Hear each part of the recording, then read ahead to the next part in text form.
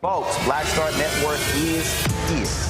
Hold no punches! I'm real revolutionary right now. Black power. Support this man, Black Media. He makes sure that our stories are told. Thank you for being the voice of Black America, Roland. Stay black. I love y'all. All momentum we have now, we have to keep this going. The video looks phenomenal. See, this difference between Black Star Network and black-owned media and something like CNN. You can't be black-owned media and be scared. It's time to be smart. Bring your eyeballs home. You dig?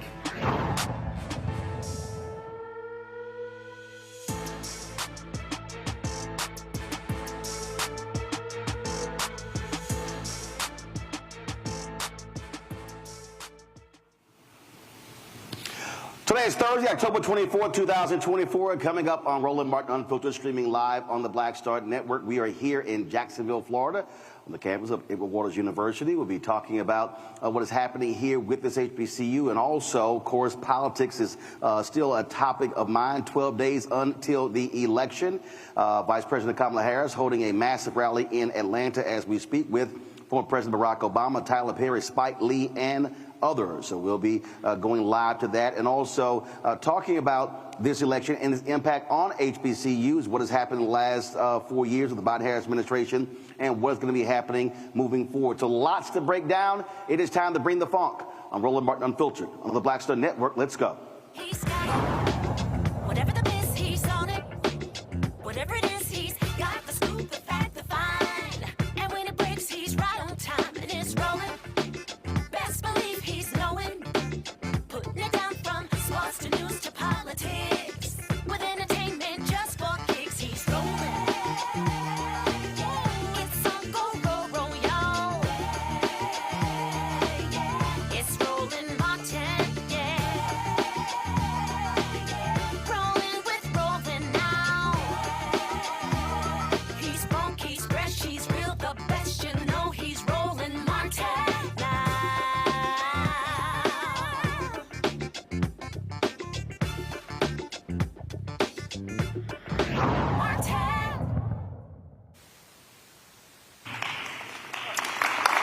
Folks, we are live at Edward Waters University in Jacksonville, Florida. Of course, we've been on the road the last few weeks here across the country. Elizabeth City State University last week, Lincoln University as well, Fayetteville State. So we've been traveling all around the country.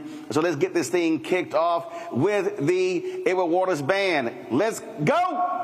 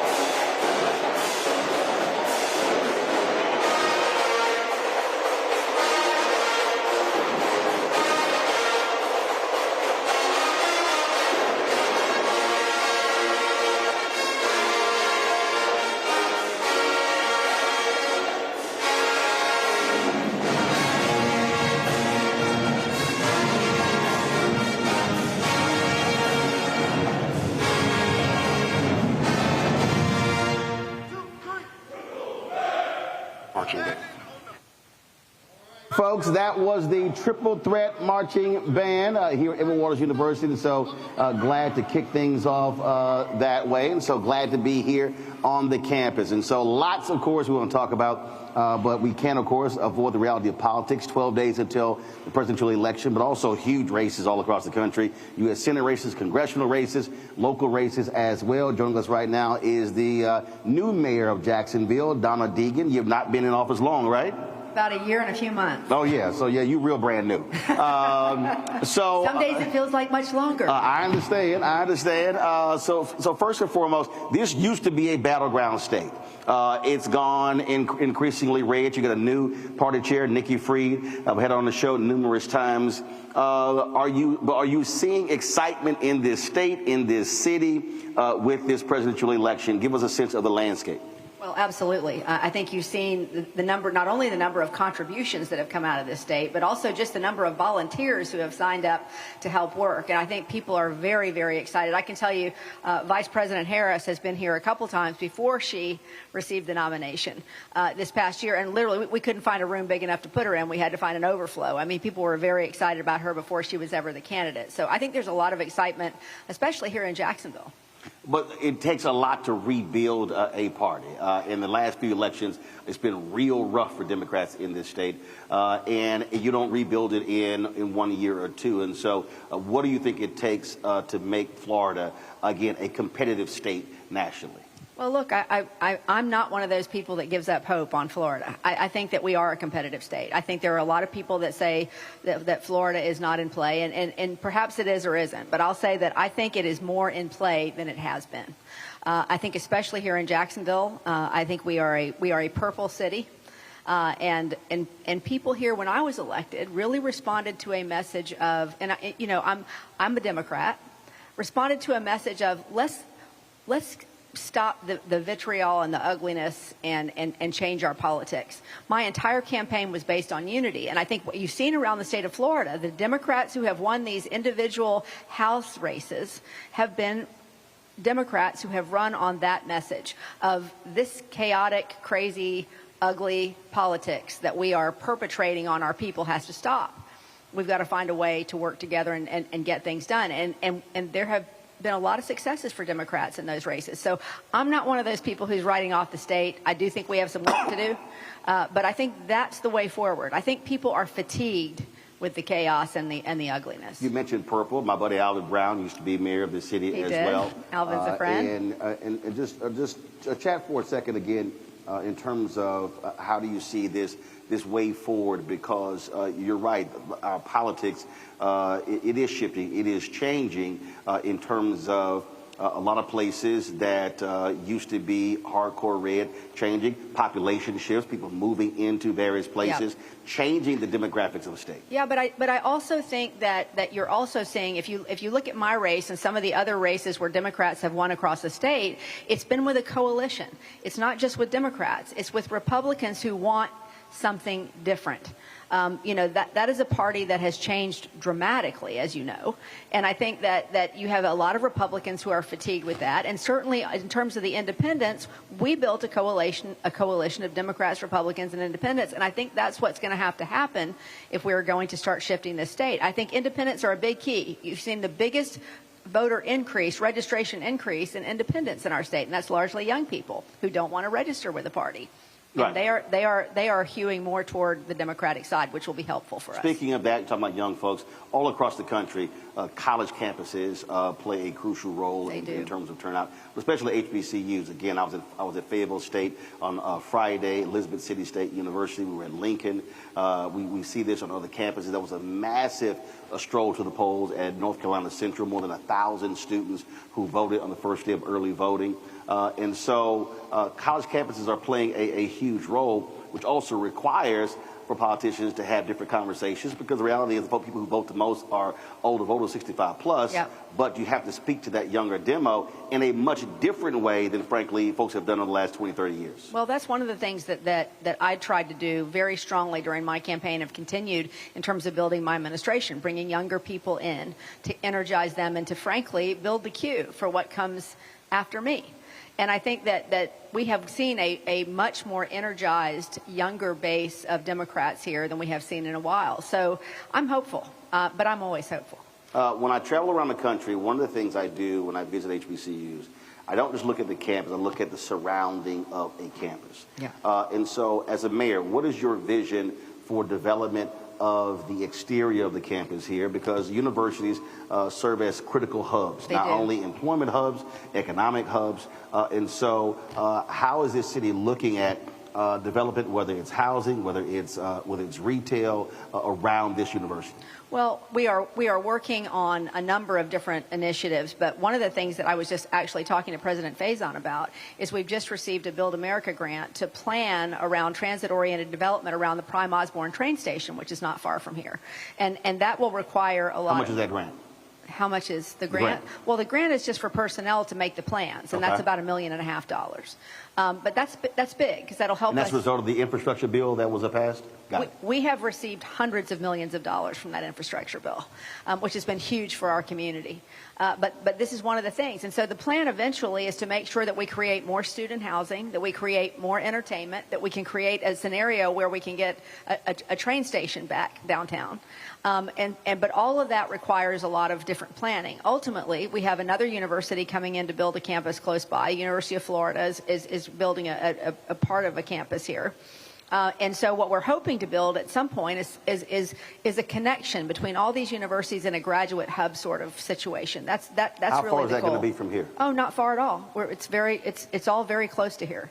So but at the same time, we're working with neighborhoods close by the campus in terms of a lot more affordable housing and initiatives for infrastructure that's been neglected for many, many years. It's one of the things that I ran on. You know, when we consolidated this city many, many years ago, we made a lot of promises to areas of town like this, and we didn't keep any of them. And so one of the things I said when I came into office is we're going to shift the way we do our capital improvement projects to where we bring up some of those communities that have been neglected. So we score them differently to try to make sure that the communities that we've left behind are now back at the top of the trough. And that's really what we focused on heavily in terms of things like affordable housing and roads and sidewalks and infrastructure. So how do you ensure gentrification doesn't happen? Because when you talk about if University of Florida comes in, if you see this university expanding, we know how developers think, and then all of a sudden they come in, and then home prices go up, valuations go up, and then people are then priced out. And so in this area here, have you studied how many, in terms of the number of people are renting versus owning, to ensure that that doesn't happen? Because we've seen it in other places. Well, I think the way that you do that is you bring the community into the conversation. And one of the things that we've done is we've met with a lot of community organizations. Elder Harris, who has a large church in this community, has some great plans in terms of building housing and other things that will be helpful. So I think what you do is you make sure that you bring the community in, and that's what we've done with everything we've done. In fact, we have a huge development called the Emerald Trail that's going to be coming close to here. And one of the things that we've done is made sure that we have worked with the folks that are doing that to bring in the community in every single link of that. It surrounds the entire city, but everybody has a part in deciding what needs to be developed and how is it going to be developed and how do we avoid gentrification in that process. That's part of everything that we're looking at right now. All right. Well, Mayor Deegan, we certainly appreciate it. Thanks for joining us. So great to see you. Thank you for being here. All right, folks, going to go to a break. We come back. We're going to chat with our political panel. We got lots of other conversations we're talking about. We'll be right back on Roland Martin Unfiltered on the Black Star Network, live at Edward Waters University here in Jacksonville, Florida. There you go. I appreciate it. Thank you. Thank you. Bob and I both voted for Donald Trump. I voted for him twice. I won't vote for him again. January 6th was a wake-up call for me. Donald Trump divides people. We've already seen what he has to bring. He didn't do anything to help us. Kamala Harris, she cares about the American people. I think she's got the wherewithal to make a difference. I've never voted for a Democrat. Yes, we're both lifelong Republicans. The choice is very simple. I'm voting for Kamala. I am voting for Kamala Harris.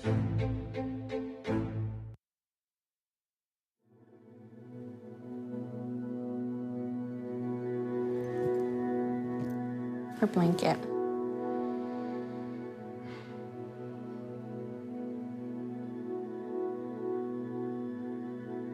First of all, I'm the one that got rid of Roe v. Wade. Do you believe in punishment for abortion? There has to be some form of punishment. For the woman? Yeah, there has to be some form. Women will be happy, healthy, confident, and free. You will no longer be thinking about abortion. So all they talk about abortion. You will no longer be abandoned, lonely, or scared. You will no longer have anxiety. You will be protected, and I will be your protector.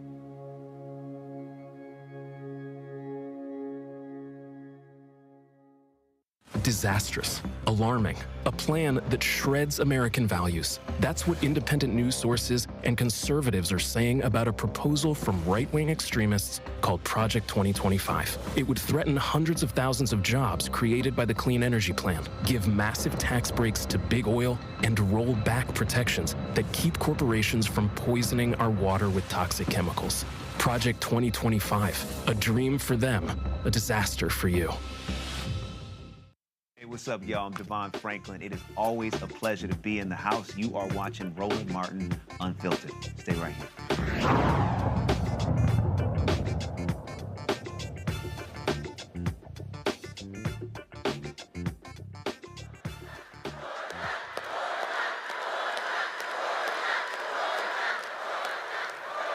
Folks, this is a live look at the massive rally in Atlanta, Georgia, for Vice President Kamala Harris. That's Senator John Ossoff on stage. Earlier, Sam Jackson, Spike Lee spoke, and Tyler Perry will be speaking as well. President Barack Obama will be at this rally as well. Vice President Harris is recording an interview with Shannon Sharpe for his club Shay Shay, which will air on Monday. And so we have a live stream of that actually happening as we speak. And so you can see that on the Black Star Network app or YouTube channel as well. We're back here at Edward Waters University in Jacksonville, Florida. Let me introduce our next panel for a conversation. Tracy Davis, Florida State Senator, Dr. Rahman Johnson, councilman here in Jacksonville, and Dr. Aaron Gilliam, Associate Provost of Academic Affairs for Student Success and Strategic Initiatives. Jesus, how long is your title? My God, it's a double-sided business card. All right, y'all pick the microphones up. Jesus, I'm just saying. This is Wheel of Fortune. We're going to use all the letters of the alphabet. All right, let's get into it. So y'all heard me ask the mayor in terms of about development outside, and the reason I think that's important because unfortunately, again, this is probably, if you save 107 HBCUs, I believe this is the 60th that I've been to, and so I only wear gear places I go. So the other schools, the other 47, I don't wear their stuff unless I come to campus. And the thing so that's how I sort of look at. I want to look at apartment complexes. I want to look at restaurants. I want to look at businesses because the development on the outside also plays a part in university recruitment. And so, Councilman, I'll start with you. Talk about that because the mayor talked about, communities being left behind for so long. That is an important conversation that needs to be had when you talk about how do you grow HBCUs. Well, Brother Roland, first of all, thank you for being here in Jacksonville. We appreciate it, even though you're a good alpha man. This good Kappa man is happy to have you on the campus. I just got to throw it out there. We don't mind. It's all love. We don't mind these little youth groups. It's all love. It's all love. I mean, everybody couldn't get in. There he go. What? No, you started it. I did. See, and I didn't bring it up. I could take it. I didn't bring it up. But remember, when you walked up, you should have told me that because y'all should always kiss the ring. Oh, here we go. Here we go. Matter of fact, and I wore 2 alpha rings for you to kiss. You kiss the left hand or the right hand. See, you shouldn't have said nothing. It's all love. You shouldn't have said no. Now it's all love. It is, but we all know Kappa's the best. But that's all right. That's all right. Okay, all right. Yeah, you better go on. Remember, without alpha, y'all Kappa side. You need our name. You better go ahead and make your statement. Here you go. Here you go. Hey, so let me tell you, don't compete with nobody get paid to talk. Oh, come on now, you know. You better go and make your statement as councilman. Let me tell you, and I'm gonna come back to that. No, you're not. No, you're not. I promise you, my brother. I guarantee you're not. It's so much love. I'm so locked and loaded. You better go and make that statement. Alpha Kappa Nu 1902. But I'm gonna go ahead. You better tell him. He better go. I'm gonna go ahead. Let me tell you, as an alum of this institution, like the senator here, I think what is important, I heard the questions you asked the mayor. As a former professor here at this school as well, I represent a district on the council that is neither a Democratic district nor a black district. So having a district that has never had somebody that looks like me or believes like me to represent it means that if you bring the right stuff to the table, it works. Now, the reason I bring that up is because now being a swing vote on the Jacksonville City Council, we control the purse strings of how things happen in the city. Right. So we are now, at least as far as I'm concerned, at the table to put Edward Waters on the map. That's why I'm consistently talking to the administration here about programs. While this may not be in my district, at the end of the day, I'm still a black man on the Jacksonville City Council that has increased the opportunity for us to have these conversations. So it takes time. What we realized, we've only been in office 18 months now, not even 18 months, almost 18 months. It has taken time for us to get to the point to at least have the conversations. But before, the conversations weren't really happening. It was like, let's give them enough to appease them. We're at the space now where we're saying, one of the things, Brother Roland, that I will tell you, I was at the table negotiating the contract for the Jaguars deal. Right? That was we had a $300 million community benefits agreement plus another. Man, don't even get me started on these stadiums. $1 billion stadium. Well, let me tell you. I can't stand these billionaire owners asking folk to build stadiums for them. I call that rich folk welfare. Let me tell you, let me tell you why this is important. Number one, with this stadium, that stadium belongs to us, the people of Jacksonville. So we are literally leasing the stadium to the Jaguars. So for them to come in with the largest community benefits agreement, and we had even $150 million of deferred maintenance that we as the city had not done. So even though we're putting $700 million into it, the other $600 million plus overruns are being paid for by Shah Khan besides the other investment they're doing in the downtown community. But what's even deeper and better, while sitting at the table, there has never been a conversation about HBCUs specifically dealing with this team. They have only, in the initial contract 30 years ago, all they talked about was Florida, Georgia. Of course. Just the Florida, Georgia game. Because of my presence at the table, now an HBCU game must be played at every game in that every year in that brand new stadium, just like they have Florida, Georgia enshrined in it. Now, it took work to get it there, but in every other team in the NFL, no black college is mentioned. So that's why being at the table is important. Now that's a game. How did you go beyond that in terms of programming, in terms of degree program, in terms of, because that's long lasting. I get the game part, but is there anything in that as it relates to the team and the university when it comes to sports management, anything along those lines? Absolutely. Even when I was a professor here, one of the things I did, I spent 20 years as an anchor reporter, one of the things I did is use those relationships with the team to make sure our students were working at the Jaguars, as a part of the team. And those students are now not only working in media, but doing other things outside of media that they started with in that respect. But now that we have this game being played, that community benefits agreement includes additional workforce development dollars, which are going to directly impact and affect Edward Waters. So yeah, the funds are already not just put there, but we wanted to be a game to be played there so that the Edward Waters and whatever school, whatever HBCUs are there, can receive the financial benefits. And it's happening. Senator Davis, this is a private school, not a public. And so what role does the state play in helping this university grow when you have public HBCUs? Oh, I'm so glad you asked because I'm an alum as well. So this has always been my priority, Edward Waters College. So since I was elected in 2016. They're going to cuss you out because it's no longer Edward Waters College. Did I say that? Yes, you just did. Did I say that? And my people looking at me like, what did she just say? Right. I'm just saying. I'm just letting you know. University. Let me correct myself. Okay. Thank you for stopping me. Edward Waters University. My folks hear me? Y'all hear me? Because they didn't respond, they're going to be like, I know she did not just say college.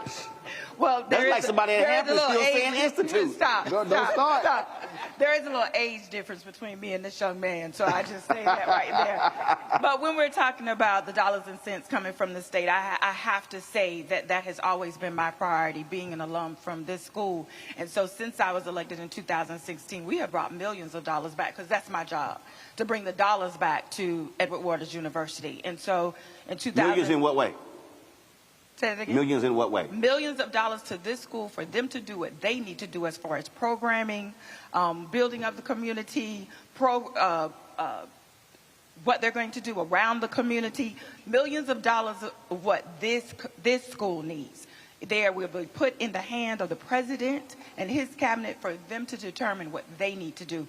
$30 million has been on the table for years coming to this school, and just recently $5 additional million came after the incident with the mass shooting that started here. We brought $5 million more to make sure this school was secure, and that is under the president's purview, and he can do what he needs to do as far as to secure this school and the students that attend here. See, Aaron, again, as all these places I've traveled, it's very interesting when I'm having conversations with students and we're talking about voting, how there is a disconnect with folks in understanding the role that politics plays, even when you're talking about universities. I mean, when I was at Fayetteville State Friday, I was talking with the student leaders that were saying how in the conversations they were engaging with other students, some were like, hey, I'm not interested in voting. And I was like, okay, do they know they go to a state school and the state funds the school? I said, so it's a little hard to hear folks complain about something when you don't want to engage in a political process. And what I am constantly trying to explain to folk, whether they are young, middle-aged, or older, is that you cannot act like politics does not play a role in anything in this country. It actually does. Whether you're talking about getting speed bumps, whether you're talking about getting a red light, whether you're talking about zoning, government plays a role in all of that. And so how is that being conveyed to students here to understand that they can't check out of a political process but then want certain things without realizing that government plays a role in that? That's a good question. Thank you. I know it's a good question. No, it was great. It was a great question. Now, don't come for me. I'm a lady of Alpha Kappa Alpha Sorority Incorporated, so be on my side. But no, we have one of the big things, one of the best parts about being a part of a historically black college, they are the jewels of our community. And so when we think about educating our children, making sure that their faculty look like them, their professors look like them, that is one of the important parts of politics. We get to have these conversations that necessarily you don't get to have at PWI settings or in white settings. I'll say it. All right? Yeah, so, we just go right to the point. We don't use acronyms. We say white. Okay, so in white settings, we don't get to have that. But at historically black college, I can say, hey, I can't tell you who to vote for, but you got to vote. And, okay, maybe we're not having Bloody Sunday, but voter suppression still exists in this country. Voter suppression exists through white supremacy, gerrymandering, redlining. We can talk about it on all fronts, voting ID. And we talk about those things, but our students have to be aware of that those are the things that's going on. That's what they're trying to prevent you from doing. And just creating this divide of black America, this is a time where we come together. There is no black man against black women. We are coming together to vote for an agenda that we need to see, that we need to progress with. Absolutely. Well, and I'm sitting here because I'm thinking about, again, when we talk about politics, because, let's see here. Let me pull up, how much did y'all get in COVID money? $22.8 million. So this is the actual, so I keep the spreadsheet from the Department of Education because it's always amazing to me when I have these discussions with the folks and we talk about $17 billion from this administration, and then folks are like, well, I ain't never seen it. And I'm going, and I have to explain to them, there are a number of HBCUs that would not have survived were it not for the $6.5 billion specifically in COVID money, especially when it came to the $1.2 billion in relief in terms of for buildings. And again, that's one of those things where that's politics. That doesn't happen if political leaders don't actually make that choice. So in terms of moving forward, what do you see this community needing, not just the university, but also the surrounding area to make sure a university thrives and the surrounding area thrives? What do you see as that vision? And is there a city, state, public-private partnership that's looking at how do you actually redevelop this entire area in a 1 to 3 mile radius? That's a great one. So as far as how do we see it moving forward, I think the school and the community is all in one. You can't separate it. So the dollars and cents that we're bringing back on a state level is also dollars and cents that we're bringing back to this community. We're bringing it back to the Edward Waters University, and Edward Waters university, like the mayor said, then spills out into the community. So it's all in one, in my mind. And so my councilman may say something different, but there's a handshake there. You can't do one without the other. So when the money comes back, regardless of what level it's on, to this HBCU, it is to improve and better the surrounding community. It's a handshake. Councilman, when the mayor mentioned this new university close by, of course, red flags immediately went off in my head. Because again, I know how resources are allocated. So how are y'all making sure that the council is not bending over backwards for the University of Florida and ignoring what's already been here? Well, as a minority voice on the council, let me tell you, I am still going to be... As a black voice on the council. And when I say minority, I mean a minority of... And when I... Not... In terms of voting. I mean in terms of voting. In terms of our voting numbers, and there's only a few black folk, but as a minority of the caucus that we have developed, because we have a legislative council, we have 19 members on our city council, so it is a... Damn, it's a big city council. What y'all got 19 people for? 19 folk. We ain't got 19 in Houston. So you can only imagine with the $2 billion budget that we're working with, how it is trying to, with those 19 different personalities, trying to do stuff for different parts of the district. But what I'll tell you is, it's interesting you said that, like the public-private government partnerships, those things are important. One thing that I safeguard and make sure is that we are not using taxpayer dollars for things that taxpayers cannot use. So the majority of the funds for University of Florida's campus were raised privately. There's Dreamfinders Homes and some of those other organizations. They were raised privately. What I'm pushing for is that any dollars, whether it be the law school that JU just put downtown, whether it be other parts that the city is subsidizing or partnering with, that our schools in our community, black schools, get the same thing. And so I'll tell you, we are working on a project that I just did in my district, and I did it because I wanted to show that it can work, a public-private government partnership. I took some money that I had access to, was able to talk to one of the local developers, JWB Homes, and talk to Habajacks, which is the local chapter of Habitat for Humanity. Mm-hmm.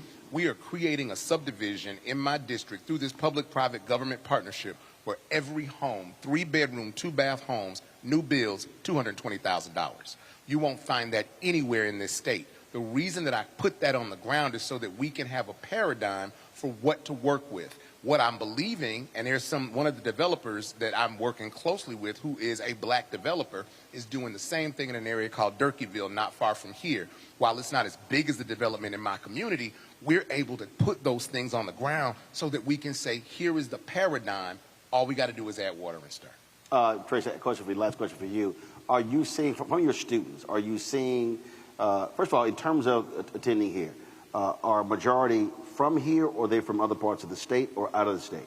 Most of our students are from Florida. And then when leaving here, are they staying locally, or are they moving to, going back home, moving to other parts of the state? Most of them are moving.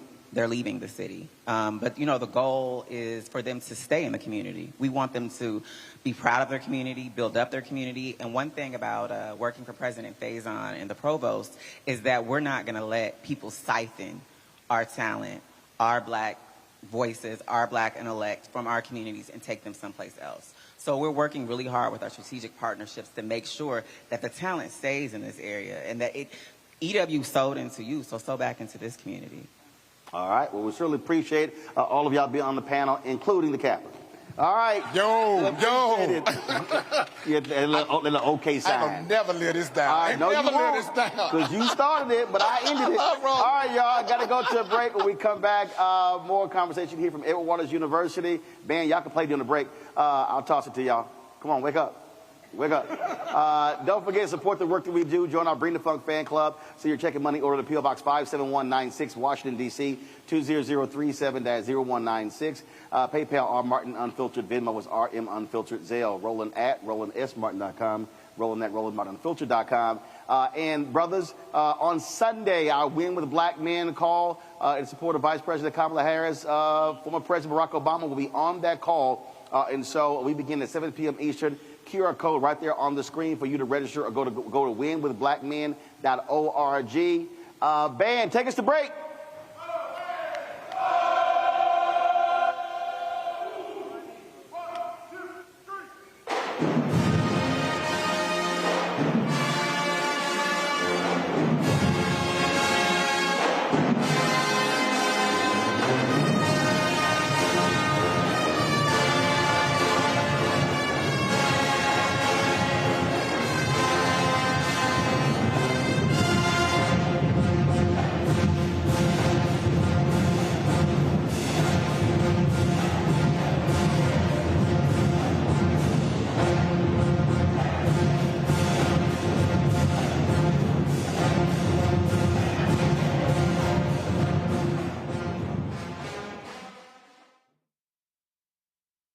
wrongfully convicted. 5 teenagers were arrested, tried, convicted, and sent to prison. No men were exonerated. What he did to us, he tried to end us. Of course I hate these people. So-called Central Park 5. Calling for execution. And let's all hate these people. You cannot have this man go into office again. I want society to hate him. We were innocent kids. The confessions were coerced. Today, we are exonerated. That guy says he still stands by the original guilty verdict. This is about democracy being on the ballot. I have absolutely no compassion. Look at Kamala. She represents the kaleidoscope of the human family. There's something different happening in America. We will get the opportunity to build a future where we will be able to thrive and not just survive. Here's a 78-year-old billionaire who has not stopped whining about his problems. Oh, she had a big crowd. Oh, the crowd. This weird obsession with crowd sizes. It just goes on and on and on.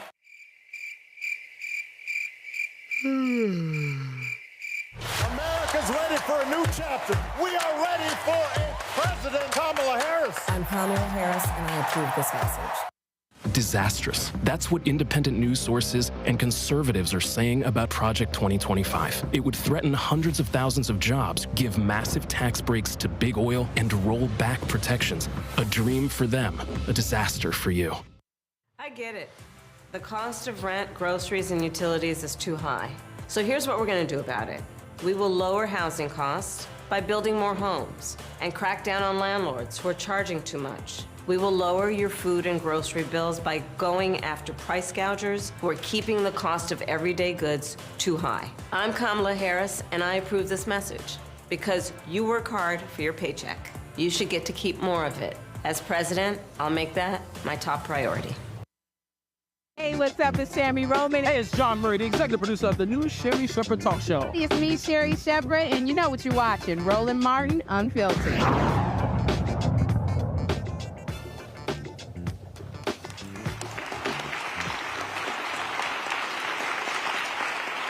All right, folks, we're back at Edward Waters University. My next guest became president here 6 years ago, and they were a college. They're now a university. So joining us is Zachary Faison, president of Edward Waters. How you doing?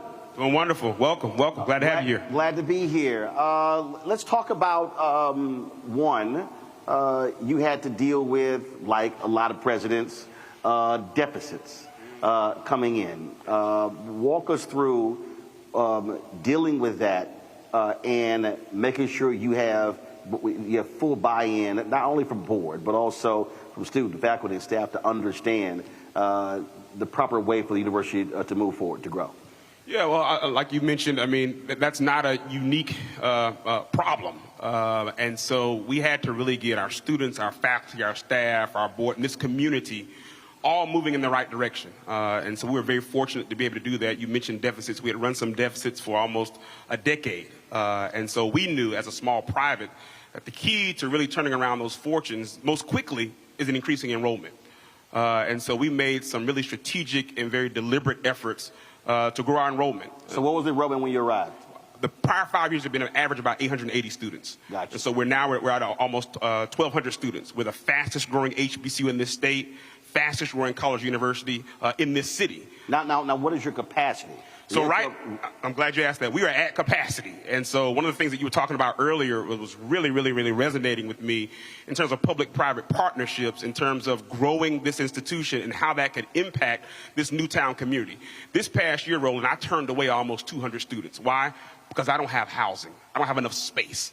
And so it really positions EWU in a very unique way. Most of our HBCUs, as you know, are really struggling for enrollment. This institution's enrollment is skyrocketing, and I'm calling on city leadership and others to partner with us. Well, what's interesting because what you laid out, listen, you had issues at Tennessee State, Florida A&M, Texas Southern, many schools for that very reason. And it was interesting in Tennessee, you had these, white Republican legislators who were complaining because they had to go out and get hotel rooms, but the University of Tennessee had to do the exact same thing. Right.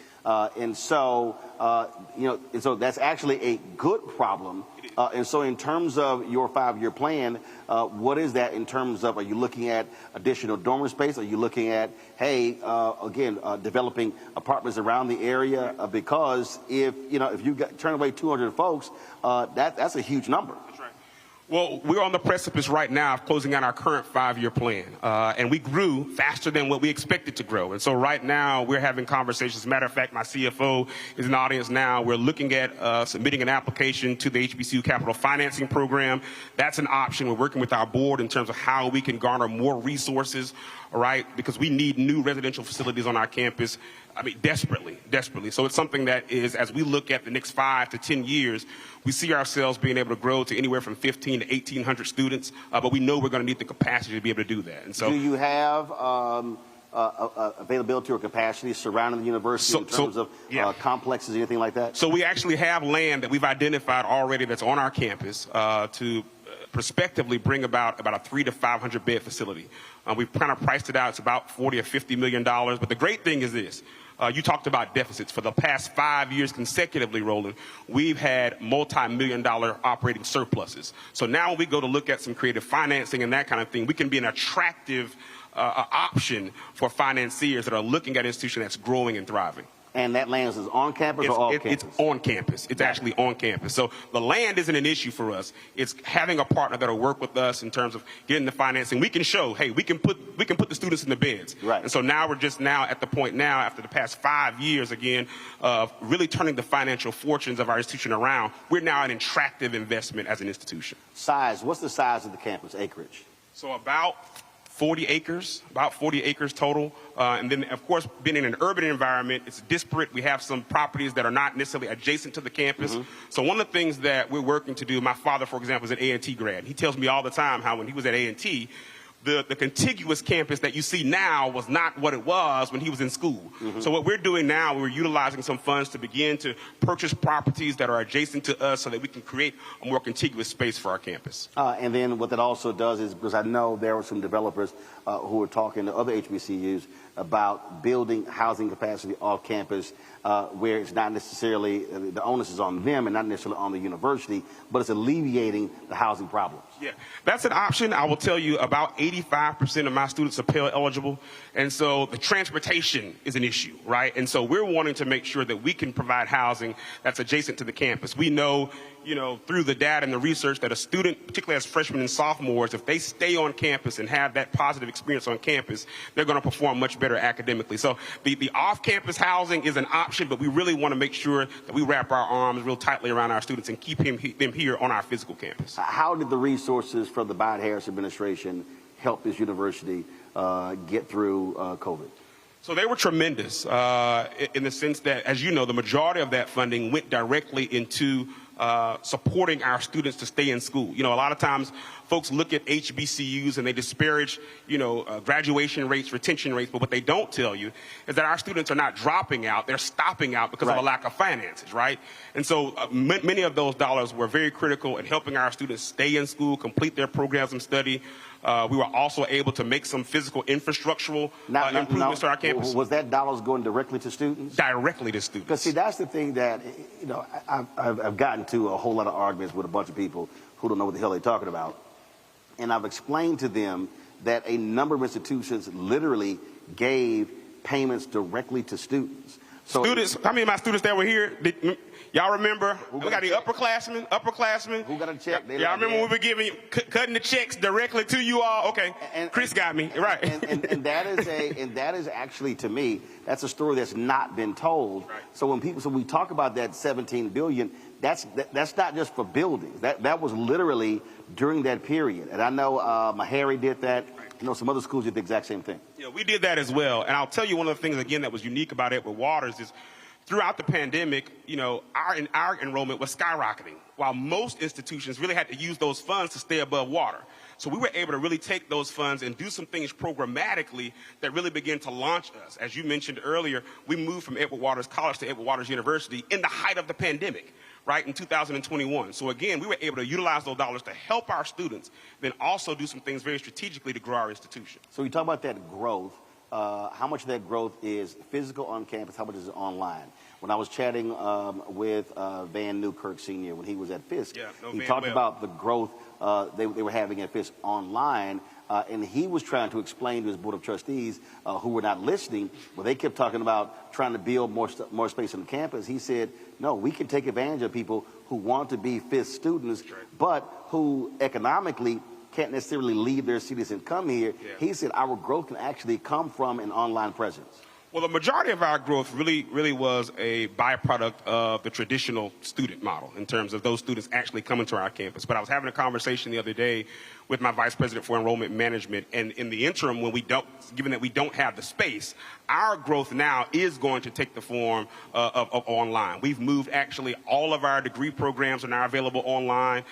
We mentioned earlier we became Edward Waters College, Edward Waters University, so now we have 4 graduate degree programs. All 4 of them are online, a master's in cybersecurity, a master of public administration, a master of business administration, and a master of education policy and advocacy. And they are all 100% online and can be completed in as little as 12 months. And so we see our growth, our next really peak of growth through the online learning module. Do you have any partnerships and alliances with corporations that's specific to degree programs? Because that is and whether it's major companies in this city and also in this state. Yeah, we actually are just on the precipice of forging one, for example, with the Mayo Clinic, of course, internationally known. We just launched a new degree program, our Bachelor of Public Health degree program, and so we're literally on the precipice again of solidifying a partnership with the Mayo Clinic here in Jacksonville in that regard. About 2 years ago, we did solidify a partnership with the University of Florida College of Nursing. And so now we have a pipeline program that Edward Waters students can come here, major in biology, and then go one more year and receive a Bachelor of Science in Nursing as we really begin to try to impact the health disparities that unfortunately impact so many of our communities of color. It's very interesting right now. I've heard there are a lot of folks in HBCU space who really want their schools to go full in when it comes to sports. Yeah. But that's also a money drainer. Yeah. At the end of the day, it's an arms race when you talk about the Power 5 conferences. And so how do you temper students or alumni who want to be, who believe that, hey, we can be competing with these other schools when the reality is the amount of money it takes to do that is just totally different than it used to be. So I love you, and you my guy, but I'm going to push back on you. Okay. For Edward Waters, we have positioned athletics as a money driver for us. How? Okay, I'm going to tell you how. My basketball team, I have 45 basketball players. My football team, we carry about 125. I have a JV, and I have a varsity. I'm going to give you the secret to my sauce. We're Division II, so we moved to NCAA Division II. Division II only allows 36 scholarships, right? But I got 125 football players. A lot of them kids are paying, right? So I think you've got to be creative around the model, right? My baseball team, my baseball program, I got 90 baseball players. You can't get, 9 on the field at a time, 9, 12 on the field. So we're very strategic about the fact that, when I was 17, 18, I thought I was going to the NBA. You couldn't tell me I wasn't going to the NBA, right? A lot of kids just want to say, I play college football, baseball, basketball, right? And those are payers, right? So I think we've got to rethink that model, right? So, but how are you generating the revenue to support that? Tuition, right? All those students are payers, right? So they're not necessarily getting a full football scholarship. And so one of the things that we've done just in the last 6 months, we were members of the NAIA. We're now NCAA Division II. So we're in the same conference now with Tuskegee, Morehouse, Clark Atlanta. And for us to be associated with that brand meant a whole lot for an Edward Waters University, right? Because again, you're talking about now being on the tips of folks' tongues, being able to recruit and get into places that formerly didn't even know that we existed. So it really has been a boon for Edward Waters. And how are you getting your fan base to also understand that they have to also support that through actual spending? Because a number of athletic departments, whether they're PWIs or HBCUs, run massive athletic department deficits. Absolutely. I'm with you when you're right. So we've got some work to do there. That move to NCAA Division II, we've got our alums and we've got folks that have got to get on board in supporting us because the institution can only do so much, as you know. So we have to have our external constituencies and stakeholders to partner with us if we want to continue that forward trajectory in terms of our athletic programs. So when I asked earlier about your student population, what do you think is the cap in terms of when you say this is where we can be comfortable in terms of numbers and sustaining that number over a period of years? I mentioned earlier about 1,500 to 1,800. I think that's a really strong number for us as an institution. Again, we're getting ready to establish our new 10-year strategic plan, and that's going to be our goal. Through a mix of online, some additional traditional spaces on campus as well, we think we can get there. All right, then. Well, we certainly appreciate it. Absolutely. Thanks a bunch and good luck. Thank you. All right, then. Folks, got to go to a break. Let's go live to Atlanta. Bruce Springsteen is on stage right now at the Vice President Kamala Harris rally there in Atlanta, Georgia. Bruce, take us to break. Gamblers, yeah, this train carries lost souls. I said, now this train, dreams will not be thwarted on this train. Faith will be rewarded on this train. Hear the steel wheels singing on this train. The bells of freedom ringing.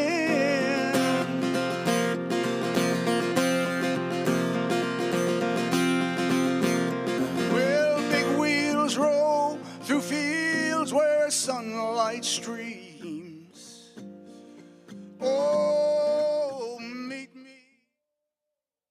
The overturning of Roe almost killed me. I had a blood clot in my uterus that caused my labor to have to be induced because of the overturn of Roe v. Wade. I wasn't able to get life-saving treatment sooner. I almost died. And that's because of the decision that Donald Trump made. I was able to get Roe v. Wade terminated, and I'm proud to have done it. The doctors and nurses were afraid that if they treated me in the incorrect way, that they would be prosecuted for that. And that's appalling. Donald Trump says that women should be punished.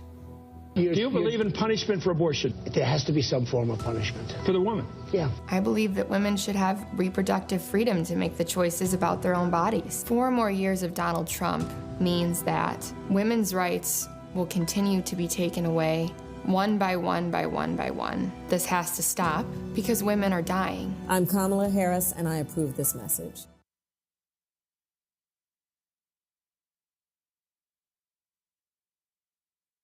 Bob and I both voted for Donald Trump. I voted for him twice. I won't vote for him again. January 6th was a wake-up call for me. Donald Trump divides people. We've already seen what he has to bring. He didn't do anything to help us.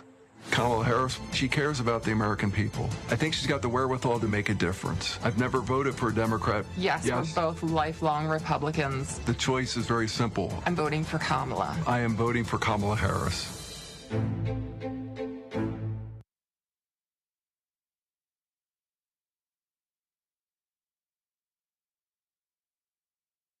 Hey, what's up, y'all? I'm Devon Franklin. It is always a pleasure to be in the house. You are watching Roland Martin Unfiltered. Stay right here.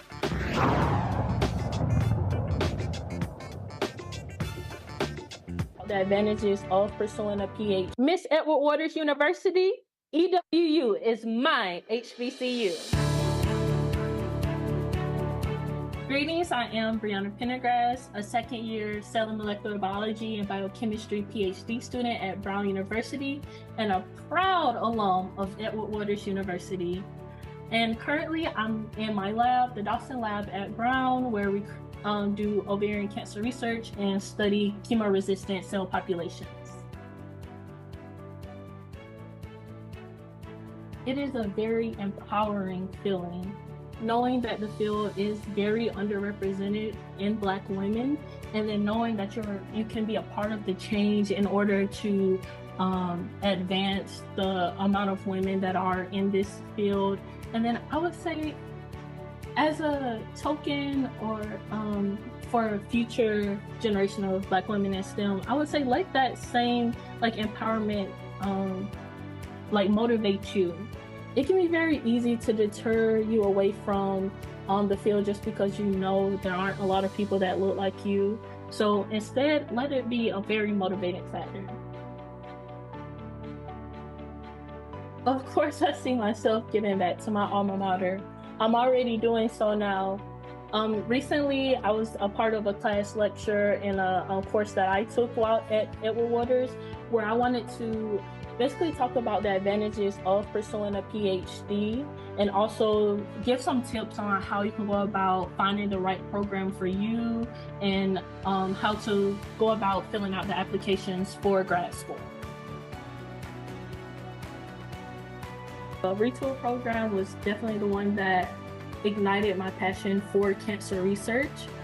Through this program, I was able to participate in understanding metabolic reprogramming and glioblastoma cells. So now at Brown, I'm actually understanding the same concept of metabolic reprogramming, but in ovarian cancer cells. So I believe it really did put an edge in giving me some background in the research area topic. And then also being able to apply to this program, I was able to gather application materials that I needed for graduate school. So I had to have a personal statement, research statement, and recommendation letters for those programs that I was able to carry over into getting into the PhD program I'm in now. From the Dawson Lab at Brown University, I'm giving my Tiger family 2 claps and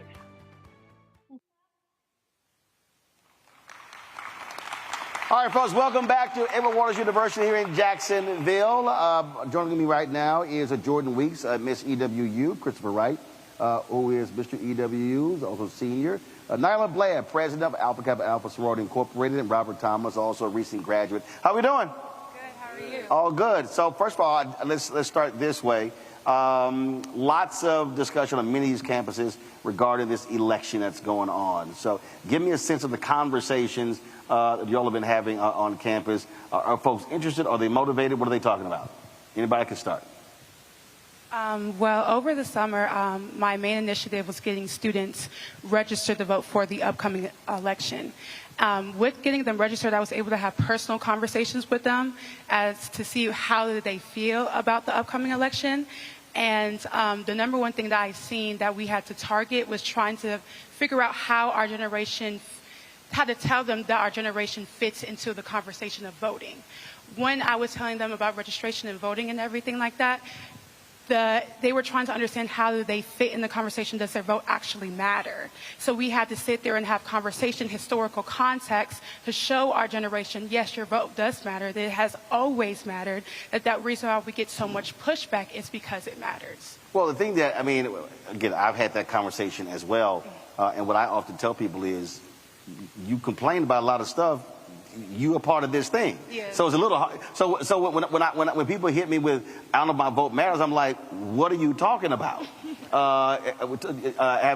Give me some of those conversations, especially conversations you've had with brothers.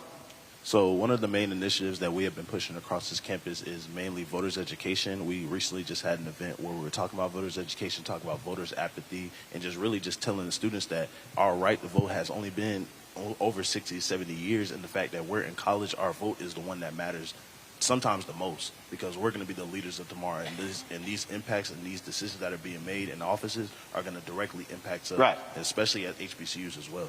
See, now that's what's been driving me crazy. I'll have folks who are millennials and Gen Z say, I'm so sick of all these old folk running, and I'm like, because old people vote. You know, and like, it's really not that difficult. And decisions that are being made today in D.C., in the state capitol, in this city and county government school boards, those decisions are having impact over the next 10, 20, 30 years. So this idea that somebody who's 18, 19, 20 can say, oh, that has an impact on me, to me, that is crazy. Yeah. Go ahead. Well, y'all go ahead. You jump. No, I was going to say, so I'm 3 years, I'm an alum now, so I'm 3 years out of school, and I would definitely say I'm feeling those impacts now, definitely because I'm outside of school, and they definitely impact me. Now, were you voting when you were in school? I definitely was voting when I was in school, so I had a pleasure of, I have respect for you, so I have a pleasure of being a part of Alpha Alpha Fraternity Incorporated. Brother Johnson, who was here earlier, I don't know what he had going on, but we'll talk about him later. His grade point went high enough. Don't worry about it. Yeah. Hopefully we keep him in check, Brother Chris right here. But yeah, I had the pleasure of voting in college, but I was also very uneducated coming into college, and had the pleasure of being on this beloved institution, educating me on my voice and why my voice matter. And I think it's very important that it's a structure to how you use your voice, right? Like in the black community, I think we definitely got to be educated on that, because it's not enough just to talk on social media and talk amongst your friends. You have to do it the right way, and there's a structure to that. And now, it ain't like it's hard. It's across the street. Yeah. I mean, when we were driving here, I see the signs, and I'm like, it's right here. So it's not like it's a long walk to go vote. Probably walk past it every day, too. Right. Go ahead. So we recently... Hold on. Go ahead. So hold on. So what we've been doing is our motto this year initiative is to take 4 more to the polls. So what we're doing as Alpha Kappa Alpha Sorority Incorporated, we're ensuring that students on our campus are informed on how to vote, early voting dates, what that looks like, and kind of informing them on what's on the ballot and things of that nature. So that's what we've been doing to ensure that students know how to vote. Now, obviously, a lot of attention is always focused on presidential race, but if folks are registered here, they can also vote in city elections. They can vote in school board elections. And so is it your thought process to get people to understand that this is actually, you typically have elections virtually almost every single year. And so how do you want to create this ongoing effort? Because I keep saying that we spend so much energy trying to get folk organized and mobilized for a presidential election. Then when it's over, people are like, okay, I can go back to doing what I'm doing, as opposed to, no, what's the next one? Anybody? So again, I'm speaking outside of being an alumni. I would definitely say those are very, very important things. So again, I got a 2.5-month-old daughter, and obviously voting for who's going to be on the school board, who's going to be the judge, those are all things that are very, very important to me as a now newly father. So I think and again, I was definitely uneducated coming into school, but I think it's very, very, I'm grateful that I had the opportunity to come to this institution to learn about voter registration. And it's not just a presidential election. And even when you are voting on a presidential election, there's a lot of other stuff on there that you need to be paying attention to that has impact on your daily life, either while you're in college or after college. You got constitutional amendments on the ballot this year when it comes to marijuana, when it comes to reproductive rights, judicial races, DA races. I mean, it goes on and on and on. To your point, I think for us to fix that gap is to continue the conversation and to outreach. Continue to have a conversation in high schools and colleges every year, because the main part with HBCUs and African Americans, that we don't know our history when it comes to voting and everything like that when it comes to African Americans. So continuing the conversation, letting them know what's on the ballot, things about voting in local elections, and not just waiting till the time of elections to talk about it, but have a continual conversation. So when it's time, they're not just voting one time because, in this election, they're continual voters. That's the thing that we need to get. We really need to outreach. Where we really need to get is these high school kids and these freshman kids, so they get the education, the knowledge, so they can be continual voters in our community. Well, the reality is, if you turn 18 by election, then you can actually vote. Yeah. I was in Dallas on early voting started in Texas on Monday, and I was at a high school where they had a stroll to the polls, and they had about 50-plus students who actually walked down. Their walk was a hell of a lot longer than y'all's. It was a lot longer than y'all's. But again, a lot of high school students didn't realize that they come of age, they can actually vote in this election. And the thing, again, when we talk about that process, it is ongoing. And it has to be. And it is just bothersome to me when I look at numbers. So you take Detroit, for example. If Detroit, the reality is this here, if Detroit hits 51% turnout, it's a cakewalk for the vice president. What I keep saying to African Americans all across the country, we should be trying to hit 70% of our numbers. If we hit 70%, we sweep elections. Because that's a huge, we talk about 50% to 70%, that's a huge number of people. And it's just trying to get people to understand that the power is literally sitting there, it's just untapped. Go ahead. So definitely to your point, just basically in the black community, I think to basically what you said is that we got to take back our power and make sure that we do go vote, because in the past elections there have been a decrease in voting, especially in the black community, and we need to make sure that we're actually getting out and going to the polls, so we make sure that we're taking our power back, not in just this election but the elections to come. I think also part of this is getting folks to understand that you don't vote for personalities, you vote for policies. And then when you lay these things on the table, I mean, it's very clear. It's funny. I was seeing this clip. I'm not sure if our folks grabbed it. So it was in North Carolina, and there was this one brother who was talking to another brother, and this one brother was a Trump guy, and he was talking about how Trump gave $500 million to black people with his platinum plan in 2020. He was going on and on in the video, and I'm watching. I'm like, he is hella wrong on everything, and I'm sitting there watching it, and I'm like, lie, lie, lie, lie, lie, lie. And the problem is the brother who he was talking to didn't know how to counter it because he didn't know. And I think that's also part of the deal. It's so much misinformation out here that folks are just falling for all of it. And it really requires peers to have to be constantly saying, no, that's not true. That's not true. That's not true. Have you gotten a sense as well, Nyla, in terms of when y'all having these, give me a sense of what conversations have been like when folks have said stuff and you like, oh, I'm about to cuss them out, but I don't want to do that. Yeah, so I've had some conversations with my peers, and the question, my vote doesn't matter, is the common question, or the common statement. And I say, hey, it is. It does matter. You don't know that the power is in your vote. And they now, when they say it doesn't matter, are they saying that because of Electoral College? Or, why are they saying that? What does that mean? So when I talk to my peers, they're like, oh. Do they not know how Electoral College works?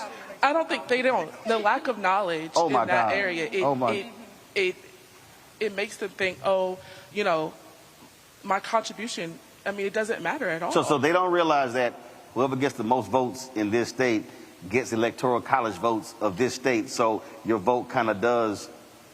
No. Man, I don't know where these high school these people going to, but listen, that's why I keep saying we gotta have Schoolhouse Rock 2.0. Because it is crazy. I get that all the time, and I'm like, what are you talking about? It absolutely drives me crazy. And so you said that's what you hear as well? That's the main answer I get. And it's not even just from our younger generation. When I was getting people registered to vote, I was out in the community in Jacksonville. The older generation who weren't going to vote, that was their answer as well. I'm not going to vote because my vote doesn't matter. And so I always bring it back. I always tie it back into the Reconstruction era when African Americans were integrated into society, where we had over 2,000 elected positions in office. So we've always had the want to vote and everything like that. So we have historical context, in fact, that actually it really does matter. And I told them, I said, just as much money as they're putting in for me to get you registered to vote is just as much money as they're putting in to make sure that you do not vote. Mm-hmm. I say, if it did not have any power, why would they do that? That doesn't even make any sense. They try real damn hard to stop it. You're right. It doesn't make any sense. Why would I put time, money, and energy in something that doesn't work? So I really pride myself. Yesterday we did a stroll to the polls. It was really beautiful seeing all of our students come in there and go and vote and everything. Like students who I've registered over the summer, when it actually goes through and they can actually vote here on campus and have their voices be heard, that is amazing to me. But it's the lack of education that's really getting this generation. It's just social media, just looking at a story, you think that that's a fact. No, you need to do it yourself. Well, and the thing that jumps out as well, again, how you look at how votes happen, this is a voting block. Again, if you take this university, if you take Florida A&M, if you take, you go to any of these cities, literally it's a block. At North Carolina A&T, the Republicans were so cold-blooded, they actually split the campus into 2 congressional districts. So A&T is the largest HBCU in the country, some 7,000 students. So if A&T was in 1 congressional district, they were sitting here going, if 50% of those folk vote, that's 3,500 votes. So they split the campus into 2 congressional districts. That ain't the case at University of North Carolina, Chapel Hill, or NC State. And so that was by design, so the students there could not have a direct impact on winning that 1 congressional district.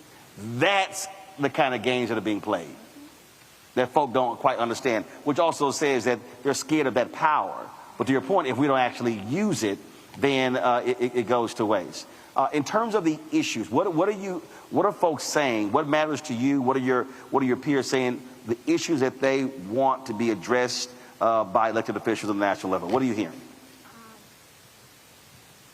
Majority of what I'm hearing is inflation. That's really is like the biggest thing for American citizens right now is how am I going to feed my family? How am I going to feed myself?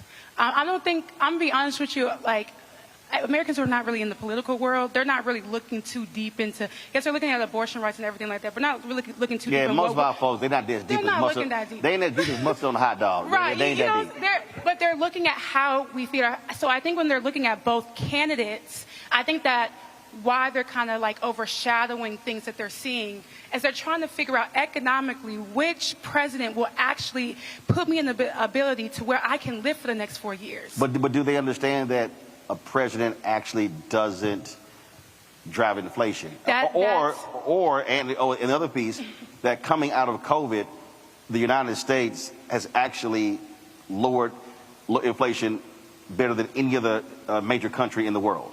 And see, that goes back to not doing the education yourself. See, that's why they got to watch this show. Yes, yes. See, y'all need to have viewing parties of this show every day, because I talk about this stuff every single day, specifically to black people.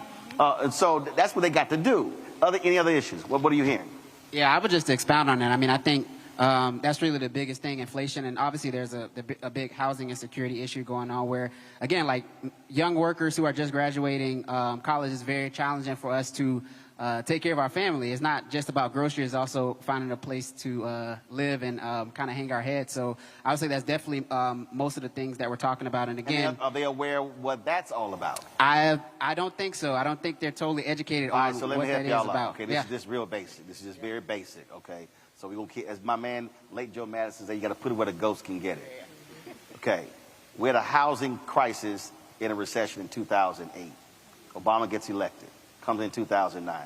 Okay, between 2010 and 2019, we built the fewest number of homes in America since the 1940s. The previous decade, we built 14 million homes. It was down to 6.5. In this decade, we haven't built more homes as well. So you got rising demand, you don't have available homes. So because of rising demand, then you got private equity. They purchased a significant number of homes. By 2030, Wall Street will own 40% of all single-family homes. They're not trying to sell homes. They want people paying rental prices. So when you got high demand, low availability, then everything goes up. The price of houses go up. Rent grows up because the people who own it know you actually forced to actually pay it. So in the vice president's plan, I had the guy with the National Housing Conference on my show the other day. Her plan is to build 3 million new additional homes. Everybody's focused on the $25,000 for a down payment, but it's the building of new homes which is really key. That's what's driving the housing crisis in this country. We literally have not built enough homes in the past 15 years to keep up with the demand. That's just real basic. That's just real basic. And it's amazing the people who just go, who don't understand it. And the federal government doesn't build homes.